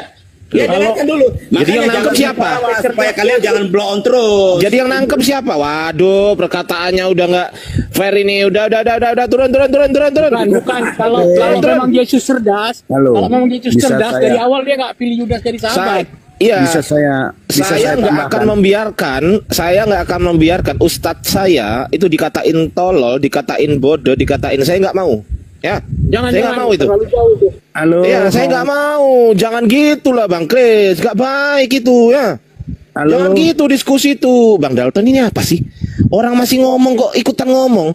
Kau nanti kalau saya lempar kau ke neraka, kau nanti ketemu sama Hellboy lo kan nanti. Diem dulu gitu loh. Oh saya masih ngomong kok ikutan ngomong gitu loh. Jadi diskusinya yang baik, jangan menghina ustadz kami. Jangan gitulah Bang Kris, gak fair itu namanya ya. Diskusi yang baik, menggunakan kata-kata yang baik juga lah. Jangan gitu ya. Intinya jangan saling nyerang pribadi teman-teman ya. Iya, meskipun gini Bang Kris, meskipun menurut Anda ustadz kami gak paham menurut Anda ya, tapi jangan keluarkan kata-kata gitu, gak fair itu namanya Bang Kris. Gak fair itu. Oke, silakan lanjut Dalton. Oke, saya jelaskan dulu ya. Itu benar memang itu tidak bersembunyi. Tetapi tentara Romawi tidak tahu tempatnya. Maka disogoklah si Yudas. Karena si Yudas tahu tempat itu. Tetapi kalau yang namanya bersembunyi itu salah besar. Bukan bersembunyi. Nah itu yang mau saya tambahkan. Bedakan bersembunyi dengan tidak tahu tempat. Jadi tempat itu tersembunyi khusus Yesus dan murid-muridnya memang. Makanya kalau tidak lewat muridnya, tidak akan ketemu itu. Gitu ya iyalah, namanya mereka yang biasa ke situ. Berarti menghindar ke situ apa tujuannya? Terus tujuannya Petrus berjaga-jaga. Apa itu tujuannya? Bukan berhindar. Yesus sudah siapnya dia. Tapi mereka berdoa karena itu tempat mereka biasa berdoa. Jadi kata-kata bersembunyi itu salah besar. Oke, ya tetap sembunyi. Misalnya gini ya, ada orang saya, Bang Ardi, Bang Arif, Bang Tawarar, Bang Muhammad, udah punya tempat khusus sudah. Ya, otomatis orang yang ingin tahu tempat itu, ya harus melalui kita ini salah satunya. Makanya aku harus pergi, ya, karena tidak semestinya seorang nabi dibunuh. Bukan gini, saya tidak mau pergi, saya mau menyerahkan nyawaku biar ditebus dosa. Bukan gitu. Tapi dia memberontak dia, maksudnya apa? Dia pergi karena tidak semestinya saya nabi dibunuh. Gak mau saya. Nah, ibaratkan gitu. Makanya kata Yesus dalam Yohanes 8:37, iblislah bapakmu karena kalian ingin membunuhku. Dialah pembunuh manusia sejak semula. Karena saya pintar, ya saya punya tempat mau sembunyi saya. Mau saya punya tempat sama murid-murid saya. Ternyata iblis lebih pintar. Sus, kamu mau sembunyi di mana? Sus, kata iblis. Tenang, ini Yudas ini nanti yang beri tempat nanti. Kan cuma dia yang tahu dengan murid yang lain. Nah, akhirnya iblis membisikkan ke Yudas. Das, beritahu Das di mana sembunyi di mana Das. Beri uang dong. Oke, beri sekeping. Udah, air liurnya lu Yudas itu. Aduh, makan es krim. Wah, beli HP baru. Oke, Bang Tata. Sorry buat perkataan saya tadi ya. Saya minta maaf ya, Bang ya. Dan juga Bang Ardi dan teman-teman semua yang ada di sini saya minta maaf. Ya, Oke, saya teruskan dulu. Saya teruskan dulu ya. Jadi begini Pak Ustadz Tata ya. Maaf sekali Pak. Bapak harus mengkoreksi. Itu tidak bersembunyi. Karena tempat itu sudah biasa mereka tempati. Kalau bersembunyi, dia harus pergi ke tempat lain yang tidak diketahui Yudas. Jadi kata bersembunyi itu Bapak harus minta maaf lah. Memang Bapak salah di situ. Itu tidak bersembunyi. Serius. Sekarang gini ya. Tujuannya iblis melibatkan Yudas apa tujuannya? Supaya apa Yudas itu? Supaya tahu tempatnya. Tapi tidak bersembunyi. Masalahnya Bapak menuduh bersembunyi. Yang tahu tempatnya Bang Arif. Sekarang gini, yang tahu tempatnya Bang Arif cuma saya. Pasti orang akan melibatkan saya kan? Iya, tapi bukan bersembunyi namanya. Kalau bersembunyi mestinya harus menyerahkan diri. Saya mencari Yesus. Sembunyi di mana ya Yesus ini ya? Sembunyi di mana ya? Akhirnya, yang tahu dia pasti muridnya tempat sembunyinya itu. Akhirnya bersembunyi itu berlindung Bang, berlindung supaya nggak kelihatan. Berlindung supaya nggak kelihatan. Sepakat nggak Bang Dalton? Bersembunyi itu berlindung supaya nggak kelihatan. Berlindung nggak? Bersembunyi dan berlindung itu beda. Enggak, saya tanya Bang Dalton. Bersembunyi itu berlindung supaya nggak kelihatan. Sepakat nggak? Boleh, tapi bukan menghindar. Dengerin dulu. Sepakat atau tidak, bersembunyi itu adalah berlindung supaya tidak terlihat. Sepakat nggak? Tidak. Oke, kalau tidak saya izin besarkan ya. Saya buka datanya nih. Oke, supaya nggak kelihatan, kita buka datanya. Tolong besarkan saya. Siapa ini moderator? Oke, ini adalah Kamus Besar Bahasa Indonesia, sesuai yang diminta Bang Kris tadi. Bersembunyi, ya, bersembunyi adalah berlindung atau melindungkan diri supaya tidak terlihat jedar selama datang di kebenaran. Mampus, ayo, mau ngomong apa? Ayo. Oke, Bang. Buktinya Yesus terlihat oleh Yudas. Mau ngomong apa? Enggak, mau ngomong apa? Tadi katanya nggak setuju. Buktinya Yesus terlihat oleh Yudas. Aldi, kau ke neraka, nggak usah dinaikkan lagi si Aldi. Ya, oke. Moderator tolong jangan dinaikkan si Aldi. Oke. Aku akan besarkan Ustaz Tata. Oke. Jadi Anda tadi kan nggak sepakat. Buktinya saya sudah buktikan. Berarti Anda tadi mengaku salah. Ngaku nggak salah? Tapi kan Yudas ngaku nggak salah. Ngaku nggak salah. Ngaku nggak? Ngaku nggak salah. Jangan di mute, dengar dulu. Jangan di mute, dengar dulu. Nggak bisa, ngaku nggak salah. Nggak, ngaku dulu. Salah nggak? Nggak salah. Oh, nggak salah. Yaudah, kau diem. Nah, karena Yudas tahu tempatnya. Udah. Kau nggak mau ngaku salah. Udah, kau diem. Justru karena Yudas tahu tempat persembunyian itulah Yudas yang disogok, kan gitu. Ya. Memang orang Romawi ini cari orang yang tahu tempat persembunyian Yesus. Siapa lagi kalau bukan muridnya? Ya, Yudas muridnya apa enggak? Iya, ya sudah, jelas sembunyi Yesus. Nah, gitu ya. Oke. Apa lagi? Baik, Abang. Tunggu dulu, Satata, aku tengahin. Tunggu dulu. Tadi si Dalton mengatakan tidak sepakat dengan perkataan saya. Setelah saya buktikan, ternyata perkataan saya benar. Berlindung supaya tidak terlihat. Betul nggak, Satata? Betul nggak? Iya, berlindung supaya nggak terlihat oleh siapa? Oleh yang nangkep. Yang nangkep ini siapa? Tentara Romawi, betul nggak, Ustaz Tata? Iya. Berhubung nggak terlihat tentara Romawi, maka tentara Romawi menyuap siapa? Yudas.